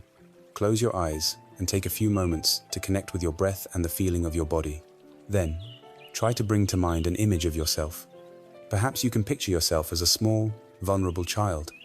Or perhaps you can simply get in touch with the feeling of your own presence, your own being, and then you begin to silently, gently offer a few phrases of well-wishing to yourself, repeating them like a quiet mantra. The traditional phrases are, "May I be safe, may I be happy, may I be healthy, may I live with ease." You can use these phrases, or any words that resonate with you. "May I be filled with loving kindness, may I be free from inner and outer harm." The specific words are less important than the intention behind them. You are trying to touch the sincere wish for your own well-being. Now, for many of us, this first step is the hardest. The inner critic may immediately jump in with objections. "I don't deserve this," or "This feels artificial and fake." Notice this resistance. That is the voice of your conditioning. Acknowledge it with kindness, and then gently return to the phrases. You do not have to feel an overwhelming wave of love for yourself. At first, it is enough to simply offer the words. You are planting seeds. You are turning the ship of your mind, ever so slightly, in a new direction, away from the harsh shores of judgment and toward the warm harbor of self-acceptance. Stay with this first stage for as long as you feel comfortable, gently offering yourself the gift of your own goodwill. Once you have established some sense of warmth for yourself, you can begin to expand the circle. The second stage is to bring to mind a benefactor or a loved one. This should be an easy person to feel kindness for: a close friend, a family member, a mentor, or even a beloved pet. Picture them clearly in your mind's eye, see them happy and smiling, and then direct the same phrases of metta toward them. May you be safe, may you be happy, may you be healthy, may you live with ease. Let your heart naturally extend its warmth to this person. Feel the joy of wishing someone else well. After some time, you move to the third stage, a neutral person. This is someone you see in your daily life, but have no strong feelings about one way or the other: a cashier at the grocery store, a person you see on your commute. Bring this person to mind and extend the same wishes to them. May you be safe, may you be happy. In doing so, you are stretching your capacity for kindness beyond the easy and familiar. You are recognizing the shared humanity in a stranger. The fourth stage is the most challenging, a difficult person. Bring to mind someone with whom you have conflict or irritation. The aim here is not to condone their harmful actions or to force yourself to like them. The aim is to recognize that they, too, are a suffering being, and to free your own heart from the poison of resentment. For your own sake, you wish them well, perhaps starting with a simple, "May you be free from suffering." If this is too difficult, you can simply return to yourself. Finally, you expand the circle to include all beings, everywhere. You imagine your loving kindness radiating out from your heart in all directions, to all people, all animals, all creatures, in all realms of existence, without exception. May all beings be safe. May all beings be happy. May all beings be free. There is a powerful story from the life of the Buddha that illustrates the force of metta. A rival of the Buddha, in a fit of jealousy, schemed to have him killed.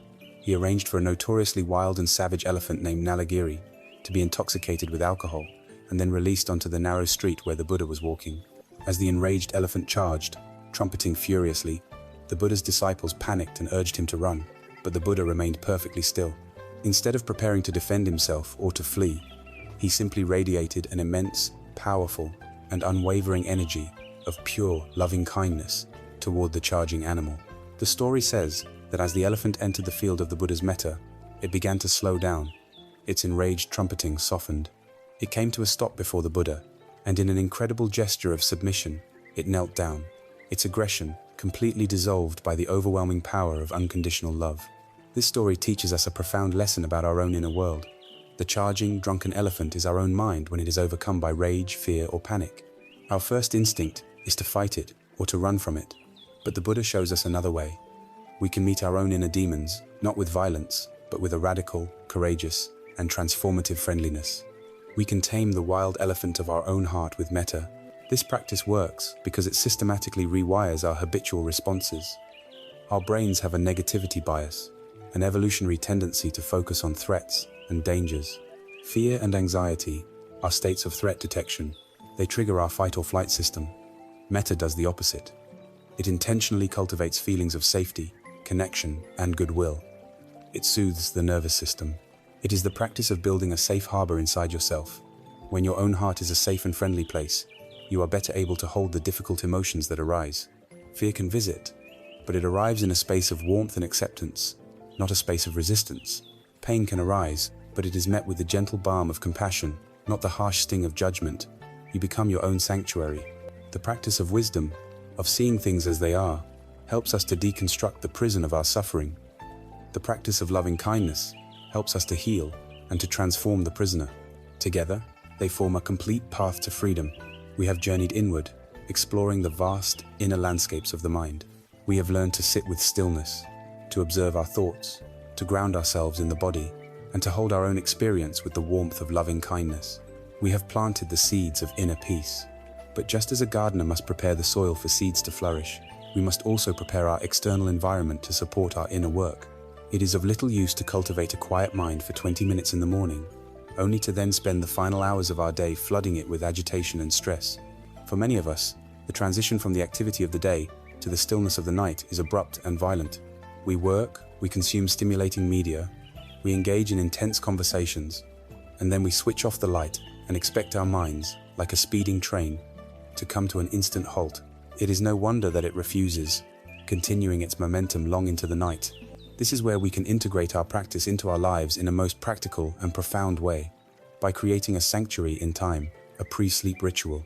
This is not about adding more tasks to an already busy day.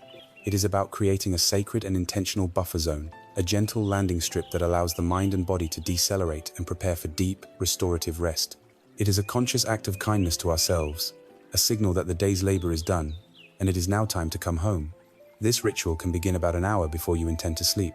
The first and most critical step is what we might call the digital sunset. This means turning off all the glowing screens, the television, the computer, and most importantly, the phone. This has a direct physiological benefit. The blue light emitted by these screens tricks our brains into thinking it is still daytime, suppressing the production of melatonin, the hormone that regulates sleep. But the psychological impact is even more significant. Our screens are portals to a world of endless stimulation, comparison, and agitation. We scroll through the curated highlight reels of other people's lives, feeding our desires and insecurities. We consume news that triggers our fear and outrage.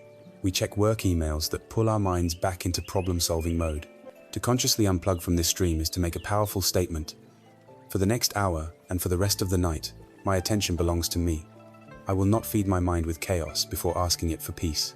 Having created this space of quiet, we can then fill it with gentle, nourishing activities. This is an opportunity to replace anxious stimulation with soulful restoration. You might choose to read, but instead of a thrilling novel or a complex non-fiction book that engages the analytical mind, choose a book that speaks to the heart and the spirit. Read a few pages of wisdom from the ancient Stoics or the Zen masters. Read a chapter of contemplative poetry that values silence and space. Let the words be a gentle balm, not a mental puzzle. Another powerful practice is to engage with a journal. For those of us whose minds tend to race with worries and to-do lists at night, a worry journal can be a profound ally. For 10 minutes, write down everything that is on your mind, every concern, every task for tomorrow. Pour it all out onto the page. This act does two things. It validates the anxious mind, telling it, "I hear you, your concerns are noted," and it externalizes the worries, allowing you to compassionately park them until the morning. You can even close the journal and say to yourself, "This will be here for me tomorrow. I do not need to carry it with me into my sleep." You might also prepare a warm, caffeine-free herbal tea, like chamomile or lavender, but do so with mindfulness. Feel the weight of the warm mug in your hands. Watch the steam rise. Inhale the gentle aroma. Let it be a simple sensory anchor to the present quiet moment. After quieting the mind, we can then turn to releasing the tension held in the body. Throughout the day, we accumulate stress in our muscles. Our shoulders tighten, our jaw clenches, our hips become stiff. We wear our worries like a suit of armor. A few moments of gentle, mindful stretching can help us to take this armor off. This is not a vigorous workout. It is a slow, loving exploration of the body. You might perform a few simple cat-cow stretches to release the spine. You could lie on your back and gently pull your knees to your chest. You could perform a simple forward fold, letting the weight of your head hang heavy, releasing the neck and shoulders. The key is to move slowly, to synchronize the movement with your breath, and to pay close attention to the sensations of stretching and release. You are not trying to achieve a perfect posture. You are simply listening to your body and giving it permission to let go of the physical residue of the day's struggles. Imagine the wise keeper of an ancient temple at the end of a long day. The keeper does not simply flick a switch and walk away. There is a ritual. With slow, deliberate movements, the keeper sweeps the stone floors, clearing away the dust and footprints of the day's visitors. This is you, with your journal, sweeping the clutter from your mind. The keeper might then light a single stick of calming incense, its scent filling the quiet air. This is you, sipping your warm tea, savoring the simple sensory pleasure.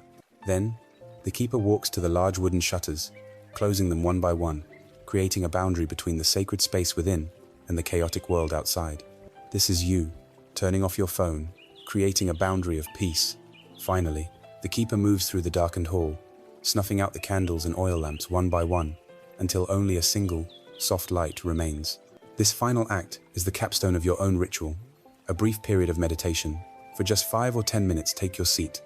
Practice Zazen, or perform the body scan we explored earlier. This is the final, formal act of letting go. It is the moment you consciously inhabit the quiet, peaceful sanctuary you have just created for yourself. This entire ritual is an act of profound self-respect. It is a declaration that your peace is valuable, that your rest is sacred. It transforms your bedroom from a mere multi-purpose space, where you happen to sleep, into a true sanctuary, dedicated to restoration and intimacy. By creating this consistent transition between your waking and sleeping life, you are no longer asking your mind to perform an impossible feat. You are gently, lovingly, and skillfully guiding it toward the shores of deep sleep. You are preparing the fertile, peaceful ground from which natural, effortless rest can finally arise. We have spoken of creating a sanctuary in time and space, a ritual to gently guide ourselves toward rest. But even with the most careful preparation, there will be nights when we find ourselves suddenly, inexplicably awake. It is 3 a.m, and the mind is thrown from the depths of sleep into a state of startling, wide-awake clarity. For many, this is a moment of profound dread. Immediately, the heart begins to beat faster. A wave of adrenaline courses through the body, and the second arrow, far more painful than the first, is fired. The first arrow is the simple fact of being awake. The second arrow is the story we immediately tell ourselves about it. Oh no, I'm awake. I will never get back to sleep. I will be exhausted tomorrow. Tomorrow will be a disaster. It is this panicked reaction, this resistance to the reality of the moment, that truly creates the suffering. But these moments, these unwelcome encounters with the darkness, do not have to be a catastrophe. They can become our most intimate and transformative opportunities to practice. Here is a simple but powerful protocol for what to do when you find yourself awake in the middle of the night. The first, and most important, step is to do nothing. Your first act is one of radical surrender. Instead of immediately tensing up and fighting the fact that you are awake, see if you can, just for a moment, accept it. Notice the thought, I am awake, and let it be okay. You can even say to yourself internally, okay, I am awake right now. Let me rest in this wakefulness. The struggle itself is a state of high agitation. It is like trying to put out a fire by flapping your arms wildly. You only fan the flames. Acceptance, on the other hand, is a state of peace. By dropping the resistance, you refuse to fire that second arrow of panic. You are not adding a new layer of suffering on top of the simple fact of being awake. This acceptance creates a small clearing, a space of calm from which you can then apply the other tools with wisdom and care. You are not a victim of your insomnia. You are simply a person who is, for this present moment, awake. Having accepted the moment, your second step is to return to your most faithful and reliable anchor, the breath.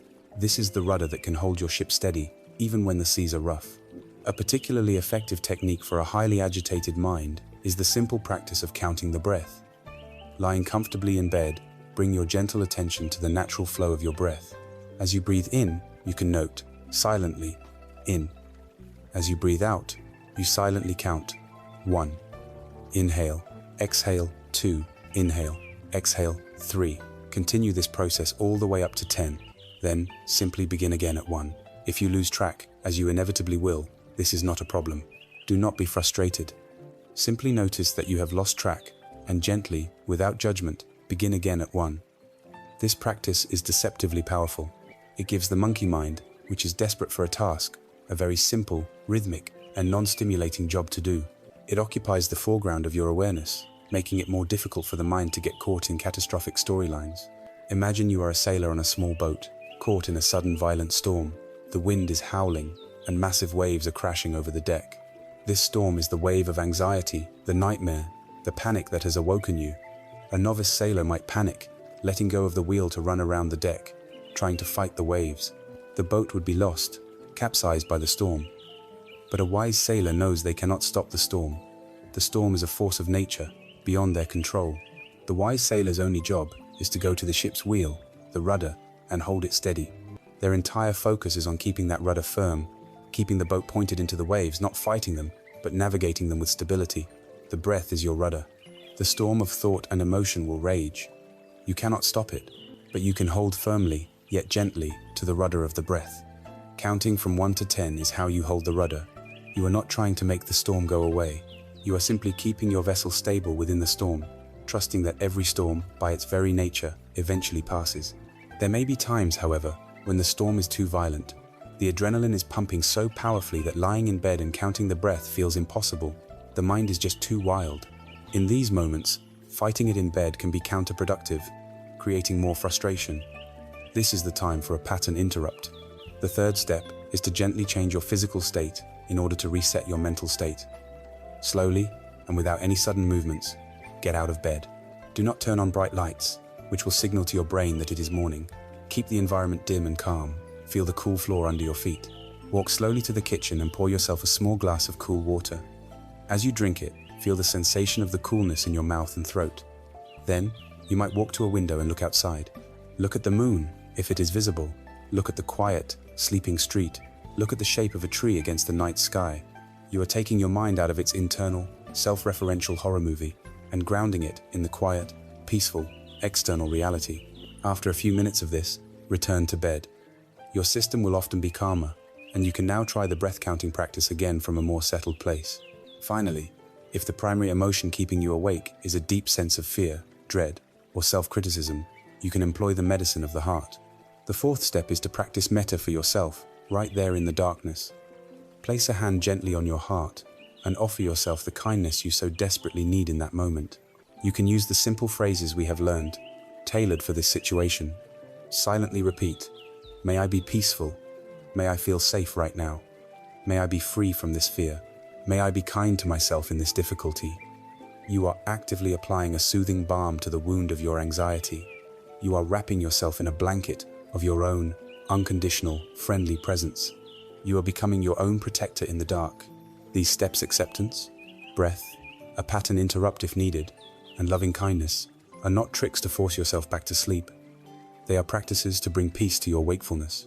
The beautiful paradox is that when we finally stop fighting so hard to find sleep, when we accept our wakefulness and meet it with compassionate, skillful means, sleep often arrives, unbidden, like a shy cat that finally comes to rest in our lap once we have stopped trying to catch it. These nighttime awakenings are not a curse. They are your private monastery, your personal training ground, your sacred opportunity to practice being a true friend to yourself.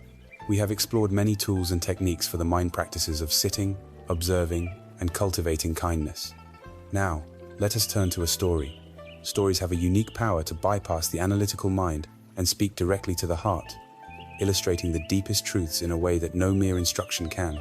This is perhaps one of the most powerful and dramatic stories from the life of the Buddha. A tale that speaks to the profound human capacity for transformation, even from the deepest darkness. It is the story of Angulimala, the man who wore a garland of human fingers. In the ancient kingdom of Kosala, a reign of terror had taken hold. A ruthless killer stalked the forests and highways, a man so feared that villages were abandoned and roads fell silent. He was known as Angulimala, which means finger garland, for he wore a gruesome necklace made from the severed fingers of his victims, adding a new one for each person he killed. He was said to be as swift as the wind and as merciless as a demon. People whispered his name in fear, and the king's own soldiers were powerless to capture him. The terror was absolute. One day, the Buddha, in his silent morning meditation, became aware of Angulimala's story and saw that a terrible convergence was about to occur. Angulimala had collected 999 fingers. He needed only one more to complete his 1,000, and the next person he was destined to encounter on the path was his own aging mother, who was making her way into the forest to bring him food out of a desperate, grieving love. The Buddha saw that if Angulimala committed the terrible act of killing his own mother, his path to any future awakening would be sealed for an unimaginably long time. And so, without fanfare, the Buddha set out, walking calmly and mindfully on the very road that led into Angulimala's forest. Soon, Angulimala saw the lone figure of the monk walking peacefully toward him. Excellent, he thought. Here is my final victim. I will not have to kill my mother after all. He grabbed his sword and shield and began to run after the Buddha. But a strange thing happened. Though Angulimala was running with all his might, and the Buddha was only walking at a normal, unhurried pace, he could not catch up. He ran faster and faster, until he was completely out of breath, his muscles burning, but the figure of the monk remained just ahead of him. Exasperated and confused, Angulimala stopped and shouted, "Stop, monk, stop!" The Buddha, without turning, replied in a calm, clear voice that cut through the forest air. "I have stopped, Angulimala. It is you who have not stopped." Angulimala was stunned by this paradoxical reply. "What do you mean?" he yelled. "You are still walking, yet you say you have stopped. I have stopped running, yet you say I have not." The Buddha turned to face him, his gaze filled not with fear, but with a vast and unshakable compassion. He said, "I have stopped forever, Angulimala. I have laid down the sword. I have stopped harming living beings. I have stopped being driven by the relentless cycle of anger, greed, and ignorance. It is you who have not stopped. You have not stopped harming, and you have not stopped running on the wheel of suffering that your actions create." In that moment, something broke inside the most feared man in the kingdom. The truth of the Buddha's words, combined with the fearless compassion in his eyes, pierced through the layers of his rage and delusion. He saw the horrific path he had been on, the endless suffering he had caused for others and for himself. He threw down his sword, tore the gruesome garland from his neck, and prostrated himself at the Buddha's feet, begging to be accepted as a disciple. The Buddha ordained him as a monk, and they returned to the monastery together. The story of Angulimala holds within it several profound lessons for our own inner journey. The first and most obvious is a message of radical hope. This man was not just a person with a few bad habits. He was a mass murderer, a figure who represented the absolute depths of human cruelty and delusion. Yet, he was able to transform completely, eventually becoming a fully enlightened being, an arhat. If such a profound transformation is possible for him, then what does that say about the parts of ourselves that we deem unforgivable or unchangeable? What about our own inner demons, our deep-seated anger, our consuming anxieties, our addictions, our patterns of causing harm to ourselves and others? The story of Angulimala teaches us that no part of us is beyond the reach of awareness and compassion. No darkness is so complete that it cannot be illuminated by the light of practice. The second lesson lies in the Buddha's mysterious words, "I have stopped. It is you who have not stopped." This was not just about physical movement. The Buddha had stopped in a much deeper sense. He had stopped the inner engine of karma. He had ceased the endless cycle of reacting to the world with craving and aversion. His mind was at rest. Angulimala, on the other hand, was perpetually running. He was running after his victims, driven by a twisted sense of purpose. He was running on the endless wheel of violence and retribution. He was running from his own inner pain. This is a perfect metaphor for our own unawakened lives. We are constantly running, chasing after objects of desire, fleeing from objects of fear, propelled by the relentless momentum of our habitual thoughts and reactions. The entire practice of mindfulness is the practice of learning how to stop. We stop and we sit. We stop and we feel our breath. We stop and we observe the mind instead of being carried away by it. In that stopping, we find the possibility of a new direction. Finally, the story of Angulimala, after his awakening, is perhaps its most subtle and important teaching. The king, upon hearing that the killer had become a monk, granted him immunity. But the karmic law of cause and effect is absolute. One day, as Angulimala was walking through a village on his arms round, the townspeople recognized him. Filled with grief and rage for their lost family members, they began to throw stones and sticks at him. They beat him until his robes were tattered and his head was bleeding. The old Angulimala would have reacted with murderous rage, but the new Angulimala, the awakened one, simply endured the assault with a serene and peaceful heart. He felt the physical pain, but he did not create a second arrow of mental suffering. He generated no hatred, no anger, no self-pity. He understood that this was the inevitable, ripening fruit of his past actions. He returned to the Buddha, who said to him, bear it, my friend. You are now experiencing, in this very life, the results of actions that could have caused you to suffer in hell for countless eons.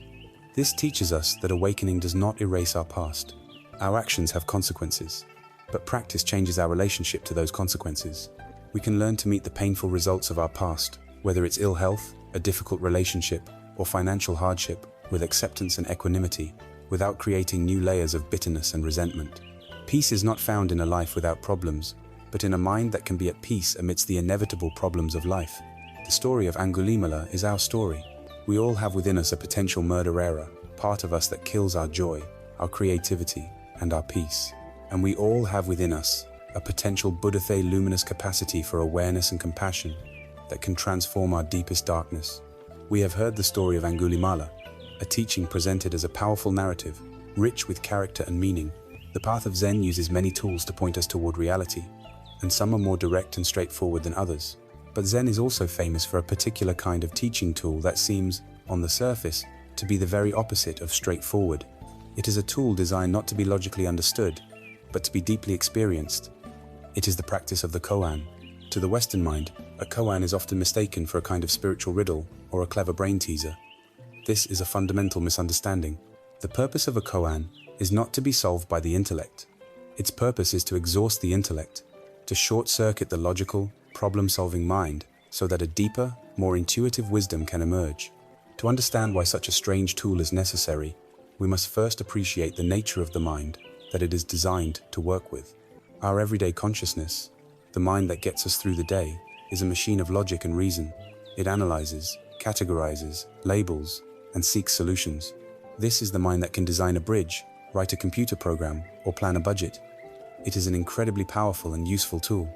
But this is also the very same mind that gets caught in the relentless loops of anxiety. When we are worried, our mind is trying to solve an unsolvable problem, the uncertain future. It runs endless calculations, plays out infinite scenarios, and tries to control what is fundamentally uncontrollable. It is the tyranny of the analytical mind that keeps us awake at night. The koan is a direct and radical confrontation with this tyrant. It is a piece of spiritual grit thrown into the gears of the logical machine, designed to bring it to a grinding halt. Let us look at some famous examples. Perhaps the most well-known koan comes from the Japanese Zen master Hakuin. You know the sound of two hands clapping. What is the sound of one hand? The logical mind immediately springs into action.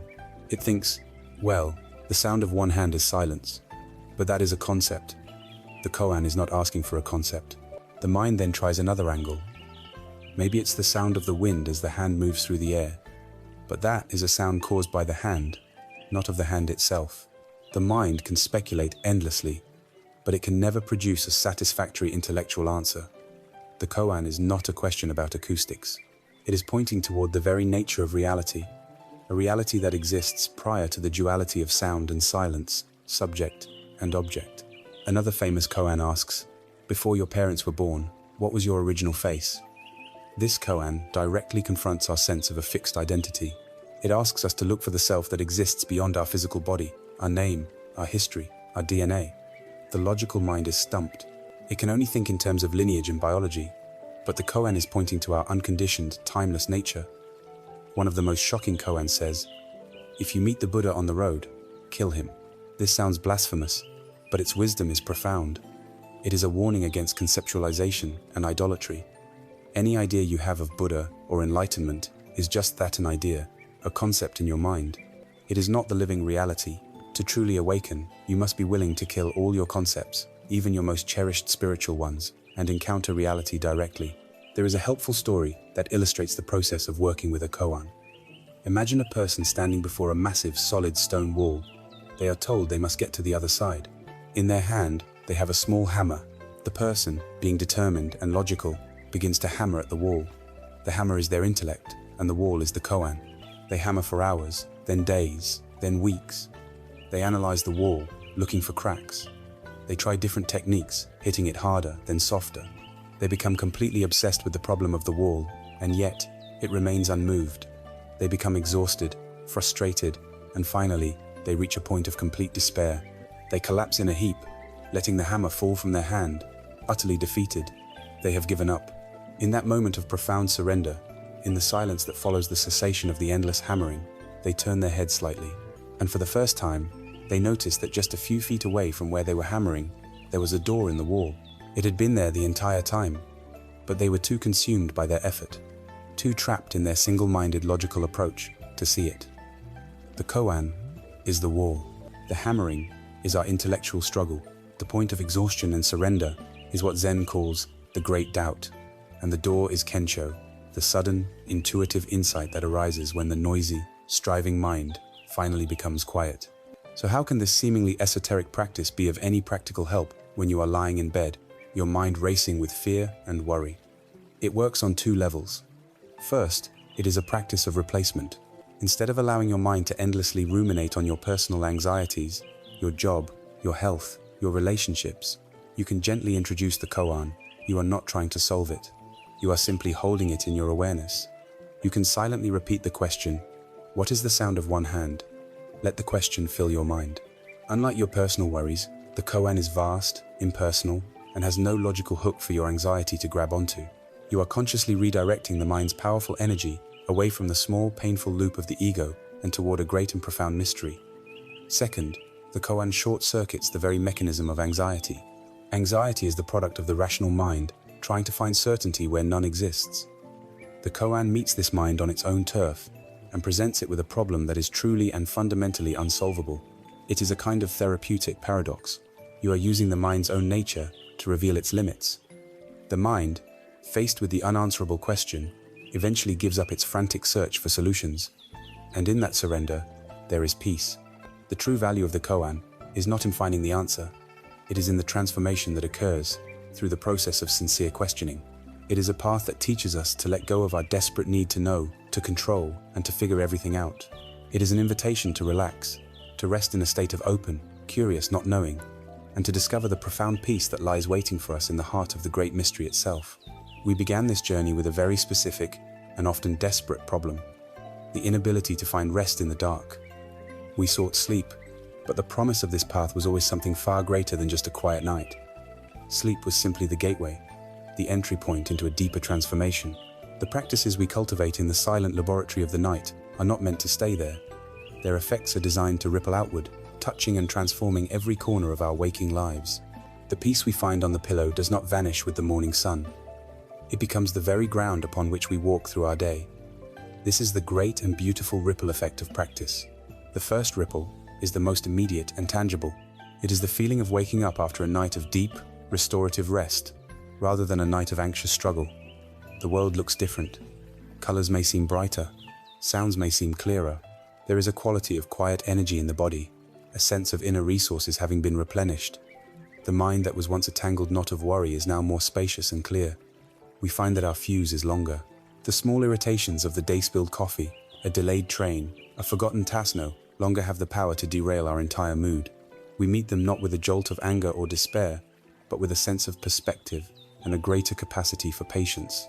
This is not because we have become superhuman, but simply because we are no longer starting the day with a profound deficit of energy and peace. We are beginning from a place of fullness, rather than a place of emptiness. This first ripple, this gift of a well-rested self, is the foundation for all the others. The second, wider ripple, occurs when we begin to apply the specific skills we learned in the darkness to the challenges of the daylight world. The bedroom, in the middle of the night, was our dojo, our sacred training ground. The recurring anxieties and fears were our sparring partners. Now, we take that training out into the world. You find yourself stuck in a traffic jam, late for an important appointment. The old habit would be to grip the steering wheel, to curse the other drivers, to let a wave of stressful adrenaline consume you. But now, something is different. You feel the familiar energy of frustration rising, but because you have practiced observing your inner state, you recognize it. Ah, here is anger, here is impatience. You are the observer on the riverbank. You feel the anchor of your breath, and you take one conscious breath. You have created a space. You are still in the traffic jam, but you are no longer a prisoner of your own reaction to it. Or perhaps you are in a tense meeting at work, and a colleague makes a comment that feels critical or unfair. The old habit would be an instant, defensive retort. But now, you feel the sting. You notice the impulse to react, and you feel your feet on the floor. You breathe. You have used the dojo training. You can now respond with clarity and intention, rather than from a place of wounded reactivity. Every moment of the night that you chose to return to the breath, every time you met your fear with acceptance, you were forging the very tools you now use to navigate your day with greater wisdom and grace. Imagine your practice is a single small pebble, and your life is a vast, still pond. When you engage in a conscious act of practice, a pre-sleep ritual, a moment of mindful breathing, an offering of loving kindness to yourself, you are gently dropping that pebble into the center of the pond. The first ripple, small and perfect, is the deep sleep that follows, but it does not stop there. A second, larger ripple expands from the first. This is your calm, clear mood in the morning. Then a third ripple expands, touching the shores of your interactions with your family and colleagues.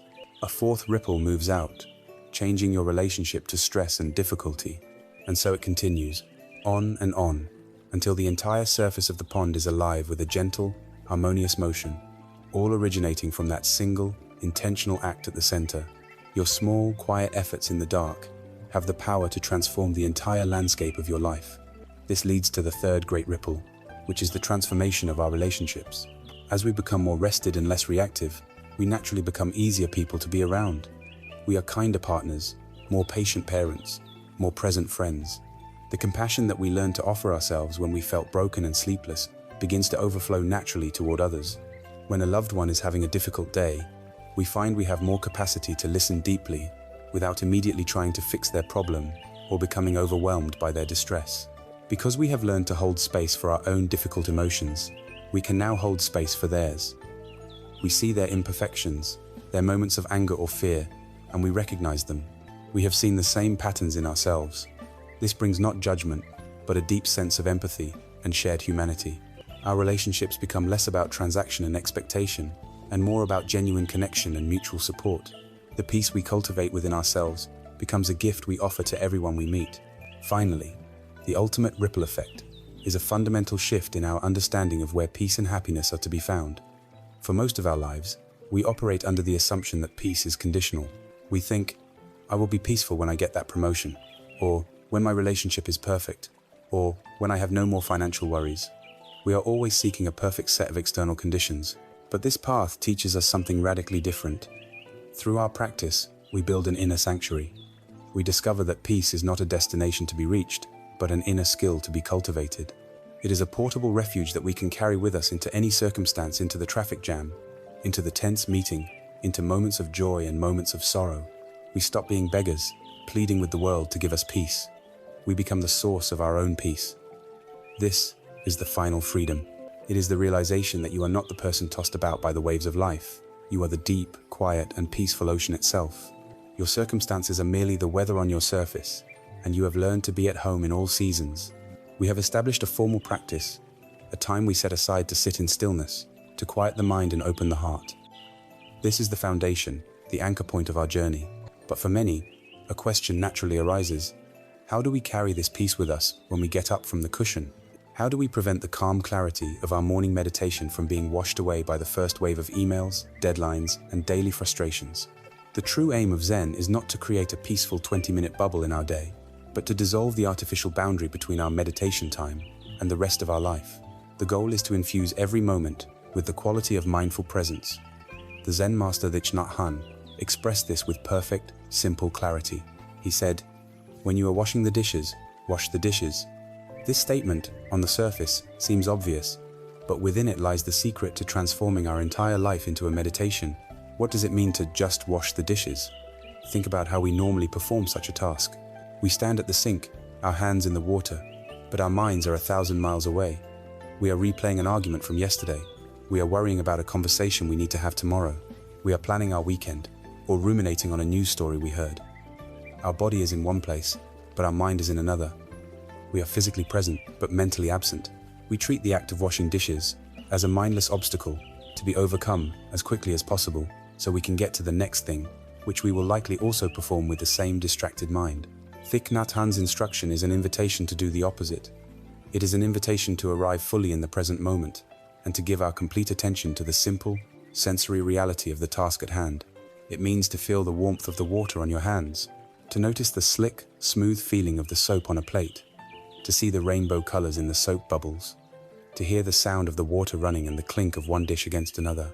It means when you are washing the dishes, your mind is not in the past or the future. It is right there, at the sink, with your hands, with the water, with the bubbles. You are not trying to get it over with. You are simply, for those few minutes, living the experience of washing the dishes completely. This practice can be extended to any activity in our day. Let us take the simple act of walking. We walk dozens of times a day from our car to the office, from our desk to the kitchen, through the aisles of a grocery store. And typically, we do it on autopilot, lost in thought. We can transform this into a practice of walking meditation. It does not require any special environment. As you walk, simply bring your attention to the physical sensations of walking. Feel the contact of your feet with the ground. Notice the subtle shift of weight from your heel through the ball of your foot to your toes. Feel the rhythm of your own body in motion. You do not need to slow down dramatically or walk in a strange way. You are simply bringing your awareness home to the direct experience of your body walking. Each step becomes an anchor to the present moment. Or consider the act of drinking a cup of tea or coffee. Instead of drinking it distractedly while scrolling through your phone, take the first few sips as a meditation. Feel the warmth of the mug in your hands. See the steam rising from the surface. Inhale its aroma. When you take the first sip, don't just swallow it. Let it rest in your mouth for a moment and truly taste it. In these small, simple acts, you are stepping off the frantic treadmill of your thinking mind and resting in the calm, quiet harbor of your senses. Each of these moments of applied mindfulness serves as a kind of micro-vacation for the mind. Throughout the day, stress tends to accumulate. Each small frustration, each moment of worry, adds another layer of tension. By the end of the day, we feel overwhelmed and exhausted. These small pauses, these moments of returning to the present, interrupt that accumulation. They are like hitting a reset button. A moment of mindful walking, a few sips of mindful tea, a few minutes of just washing the dishes. These acts break the cycle of rumination. They prevent the small anxieties from snowballing into a large one. More profoundly, this practice begins to transform our relationship with the chores we once considered boring or irritating. We begin to see that there are no mundane moments. There are only moments where we are present, and moments where we are not. The act of sweeping the floor, when done with full attention, can be as profound and peaceful as sitting on a meditation cushion. It becomes an opportunity to connect with our bodies, to quiet our minds, and to find a sense of simple, uncomplicated peace. There is a classic Zen story that beautifully captures this profound shift in perspective. A young, eager student approaches an old Zen master and asks him, "Master, what was your life like before you attained enlightenment?"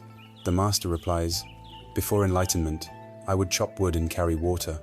The student, expecting a more dramatic answer, is a bit confused, but he continues, "And now, master, what is your life like after you have attained enlightenment?" The master smiles gently and replies, "After enlightenment, I chop wood and carry water." The student is completely baffled. What was the point of all the years of practice if nothing changed? But he has missed the crucial point. The external activities of the master's life did not change. The world still presents us with tasks that must be done. The laundry must be folded, meals must be cooked, the wood must be chopped, the water must be carried. The transformation is not external, it is entirely internal. Before enlightenment, the master chopped wood while his mind was filled with the same mental noise we all experience: desire, aversion, worry, planning. He chopped wood while being absent from the chopping. After enlightenment, when he chops wood, he just chops wood. His mind is one with the axe, the wood, the movement. His mind is fully present, calm, and clear. He has discovered the sacred, not by escaping the ordinary world, but by inhabiting it completely. This is the invitation of mindfulness in every moment. It is the path to reclaiming the totality of your life. Life is not lived in the few grand, dramatic moments. It is lived, breath by breath, in the millions of small, ordinary moments in between. To be absent for them is to miss your own life. To be present for them, to wash the dishes when you are washing the dishes, is to finally, truly, come alive. When the mind, through patient practice, begins to quiet down, something remarkable occurs. It is not a dramatic event, filled with thunder and lightning. It is a subtle, gentle, and profound shift in perception. For most of our lives, we do not actually see the world. We see our thoughts about the world. We live behind a semi-transparent veil of constant mental commentary, a film of judgments, labels, memories, and plans. We look at a tree, and we don't truly see the tree in its raw, magnificent being. We see the label oak tree, and our mind immediately follows with a stream of associations. The leaves are turning brown, I should rake them soon. Or I wonder if it's healthy, or that reminds me of a tree from my childhood.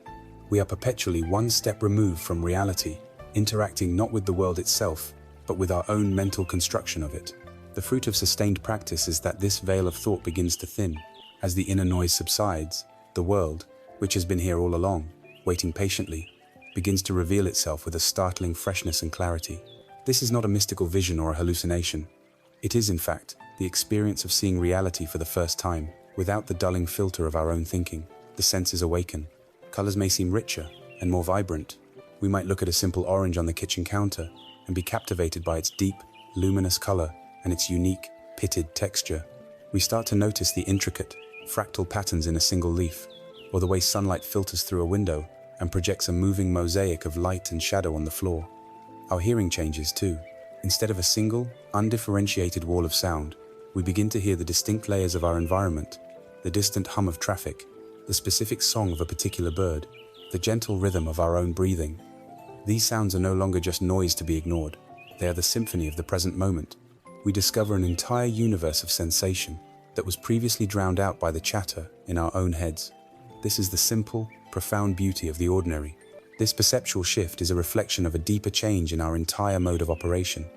Most of us live our lives almost exclusively in what psychologists call doing mode. The doing mode mind is a problem solver. Its job is to notice the gap between how things are and how we think they should be, and then to work to close that gap. It is constantly analyzing, planning, striving, and achieving. It is a necessary and useful mode for navigating many of life's tasks. But when it becomes our only mode of being, it is a recipe for chronic stress and dissatisfaction, because it is always focused on what is lacking, on the next thing that needs to be done, on a future that must be secured. The practice of mindfulness cultivates a different way of being mode. In being mode, our primary intention is not to change the present moment, but to inhabit it fully, just as it is. It is non-striving, it is accepting. It is about allowing the world to be what it is, without needing it to be different. The shift from a life lived entirely in doing mode to one that has access to being mode is the shift from being a human doing to a human being. It is the shift from a life of frantic striving to a life of quiet presence. There is a Zen story that beautifully illustrates this new way of seeing. A Zen master is walking with his student in a garden. The master points to a beautiful, simple flower and asks the student, "Tell me what you see." The student, being bright and analytical, looks closely and replies, "Master, I see a flower with 5 delicate white petals, a yellow center containing pollen, and a green stem with 2 leaves. It belongs to the chrysanthemum family." This is the answer of the doing mode mind. It categorizes, labels, and dissects the object into its component parts. The master smiles gently and says, "That is what you see. But I see something different. When I look at this flower, I see the sun that warmed the soil. I see the clouds that brought the rain. I see the rich earth that provided its nourishment. I see the generations of plants that came before it, and the bees that will visit it later. I see the entire universe, in all its interconnectedness, manifesting in this very moment as this single flower.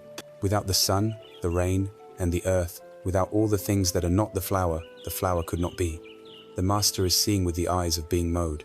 He is not seeing a separate object, but a luminous event, a temporary and beautiful expression of the entire cosmos. He is seeing the truth of emptiness and interconnection in the most ordinary of things. This is the vision that becomes available to us when we quiet the mind. We begin to see the miraculous in the mundane.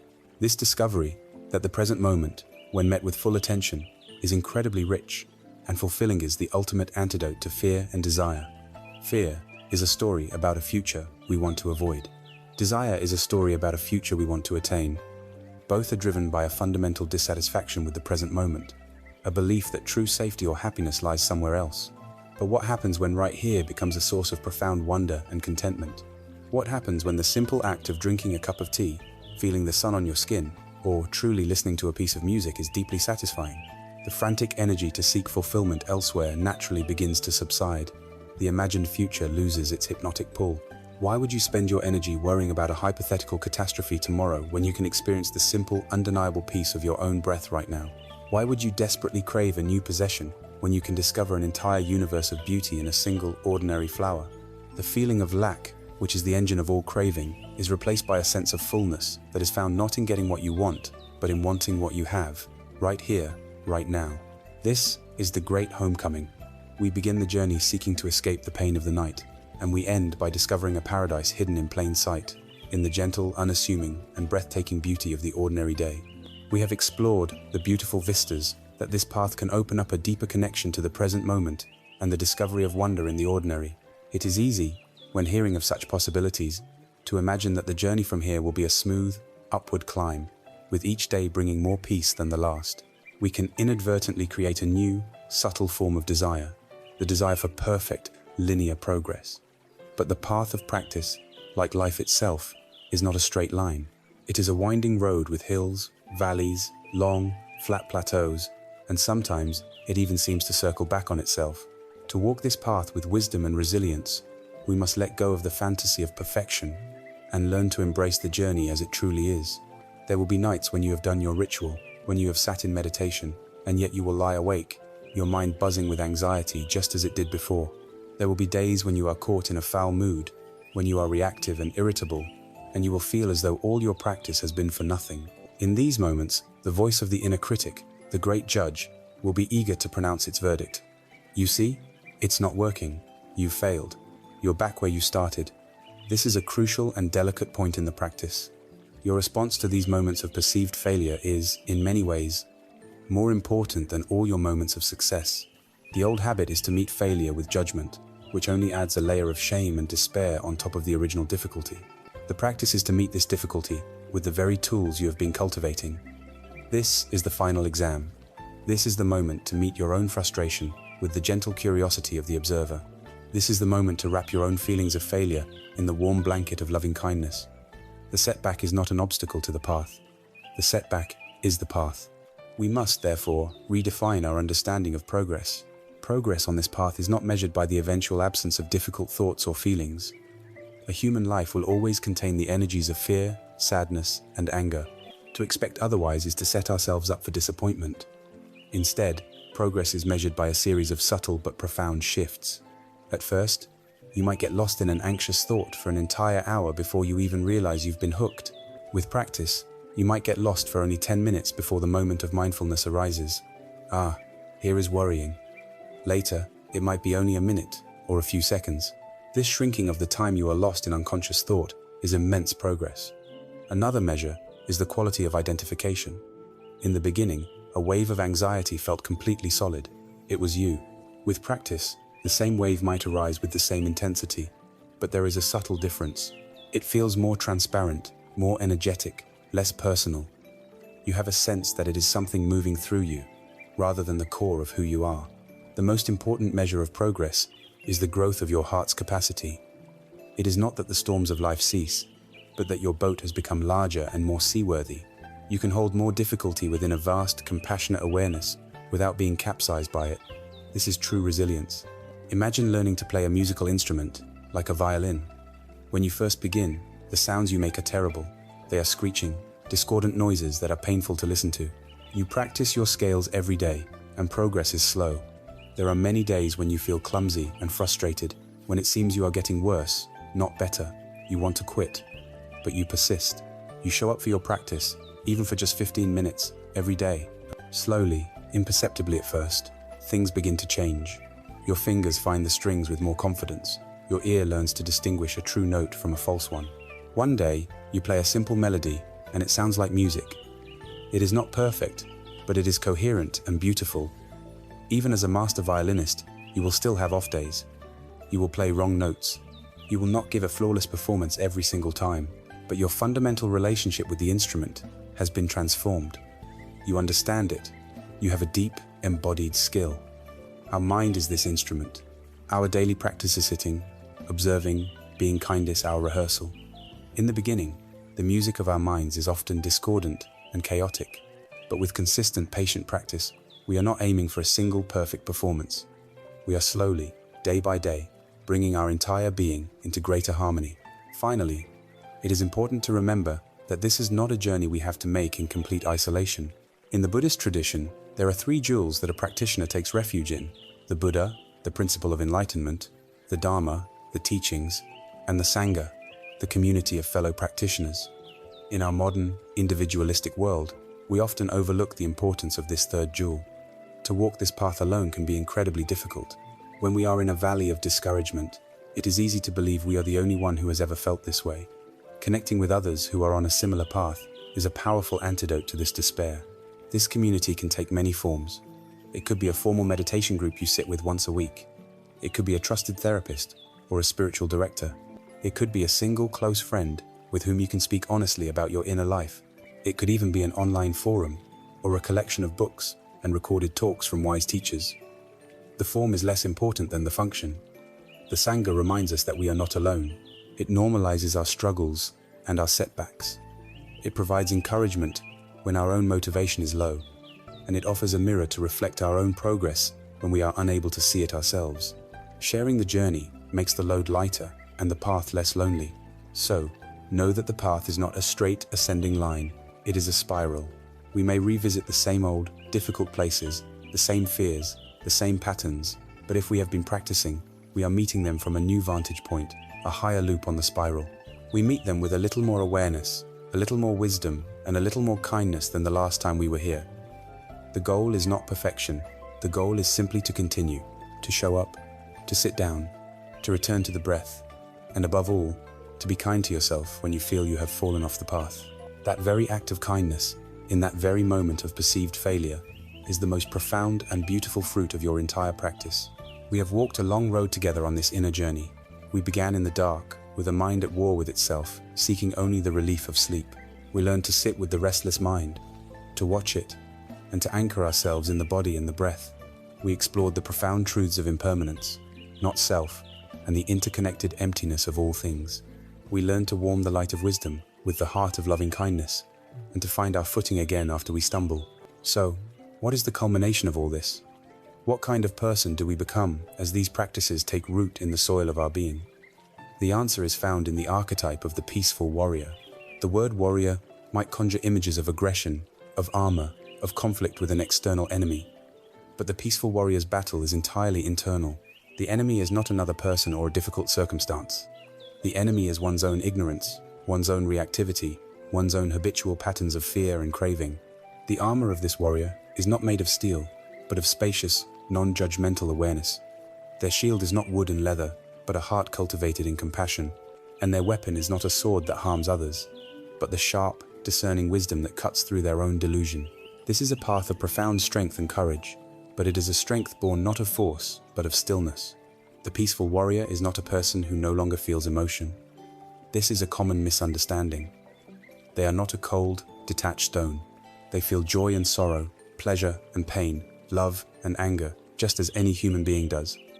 The transformation is not in what they feel, but in their relationship to what they feel. They have cultivated, through consistent practice, that sacred space between stimulus and response. When the energy of anger arises, they feel its heat, its power, but they are not compelled to act it out in harmful speech or action. They have the wisdom to let the wave rise, crest, and pass without being swept away by it. When a wave of fear about the future washes over them, they feel the cold grip in their stomach, but they are not paralyzed. They can anchor themselves in the present moment, in the reality of their own breath, and take the next wise and compassionate step, even in the presence of fear. They have mastered not their emotions, but their enslavement to their emotions. This is true power. Because they are no longer a prisoner of their own inner state, the peaceful warrior does not retreat from the world. They engage with it more fully, more effectively, and with greater love. They do not need to hide in a monastery to find peace. They understand that a difficult family dinner, a stressful project deadline, or a financial challenge are not obstacles to their practice. They are the practice itself. They can listen to a conflicting viewpoint in a meeting without their ego rising up in defense, allowing them to find creative, collaborative solutions. They can care for a sick child or an aging parent with a deeper well of patience and compassion, because they have learned to care for their own difficult states first. They do not seek a life free from challenges. They seek to cultivate the inner stability to meet any challenge with a clear mind and an open heart. Their peace is not a fragile thing that can only exist in perfect, quiet conditions. It is a rugged, resilient peace that has been tested in the fires of real life. Imagine a mighty oak tree standing in an open field. A violent storm descends upon it. The wind howls and the rain lashes down. The tree does not stand rigid and unmoving. If it did, it would snap. Instead, its branches and leaves, full of flexibility, yield to the force of the wind. They bend and sway, moving with the energy of the storm. This is the warrior's wisdom of anicca, of impermanence, their ability to flow with the changing, uncontrollable conditions of life. But why does the tree not blow over entirely? Because it has roots, deep, unseen roots that anchor it firmly in the earth. These roots are the warrior's daily practice. Every time they sit in Zazen, every time they mindfully wash the dishes, every time they return to the breath, every time they offer a moment of loving kindness, they are sending their roots deeper into the ground of being. This is the source of their unshakable stability. Their strength does not come from surface-level aggression. It comes from this deep, quiet, and hidden rootedness. And the peace that this stability creates is not for them alone. A person who is deeply at peace becomes a source of peace for others. Their non-reactive presence can de-escalate a conflict. Their calm energy can soothe an anxious friend. Their centeredness creates a field of safety that allows others to feel more at ease. Their peace becomes a quiet gift to the world. So finally, we must understand that this path does not ask you to renounce your life. It does not ask you to become someone else. It asks you to inhabit your own life, exactly as it is, with a new depth of awareness and kindness. Your office is your monastery. Your family relationships are your most profound koans. The daily commute is your walking meditation. Each moment of frustration is an opportunity to practice patience. Each pang of fear is an invitation to return to the breath. Each interaction with another person is a chance to cultivate compassion. There is no need to seek out a more spiritual life, because all of life, when met with presence, is sacred. The journey we have taken together, from the sleepless torment of the restless mind to this vision of the peaceful warrior, is the journey of coming home to who you already are. It is the discovery that the peace you were so desperately seeking in the future was here all along, waiting patiently beneath the noise, rooted in the simple, profound, and ever-present reality of this very moment. Let us return, for one last time, to that room at 3 a.m. where our journey began. We remember the person lying there, a prisoner in the dark, tossed on the violent seas of their own mind. They were a victim of the chattering monkey, a helpless spectator to the horror movie of their own fears, a desperate seeker of an escape hatch, a switch that could simply turn it all off. They were fighting a war against their own wakefulness, a war they could never win, because the fighting itself was the opposite of peace. The journey we have taken has not been about discovering a secret technique to win that war. It has been about realizing the war itself was unnecessary. Imagine that same person, in that same room, awake at that same hour, but now, something is different. The wakefulness is still there, but the panic is not. The familiar thoughts of fear may try to arise, but they are met not with instant, unquestioning belief, but with a gentle, spacious awareness. A thought of a future worry appears, and it is seen for what it is, a fleeting cloud, not a terrifying reality. A pang of self-judgment for being awake arises, and it is met not with more judgment, but with the quiet, compassionate whisper of loving kindness. This person is no longer a prisoner. They have become the sanctuary. They have discovered the anchor of the breath, always present, always ready to offer refuge. They have learned that they are not the storm, but the vast and peaceful sky in which the storm is taking place. They are no longer trying to find the off switch for their mind. They have found the light switch of awareness, which illuminates the darkness and reveals that the monsters were only ever shadows. The great secret we have uncovered together is this: peace is not the absence of problems, but the presence of awareness. Rest is not a destination we must struggle to reach, but our natural state when the struggle ceases. We began by seeking sleep, but we found that deep sleep is not a prize to be won. It is a natural consequence, a welcome guest that arrives when we have made our own mind a quiet and hospitable home. The path is not about changing our life circumstances to eliminate all stress. It is about changing our inner relationship to those circumstances, so that we may find peace amidst the inevitable storms of a human life. You now have the tools. You did not need to acquire them from some external source. You have simply uncovered what was already yours. Your own breath is your most faithful anchor. Your own awareness is your most powerful guide. Your own heart holds an infinite capacity for the kindness that can heal its own wounds. This is your birthright. The path forward is not to become a perfect meditator, but to remember these simple truths again and again. To practice not with grim determination, but with a gentle and persistent curiosity. To be your own peaceful warrior, meeting the challenges of your day with a rooted stillness, and to be your own first friend, meeting your own perceived failings with a radical compassion. The journey does not end here. It begins anew with every single breath.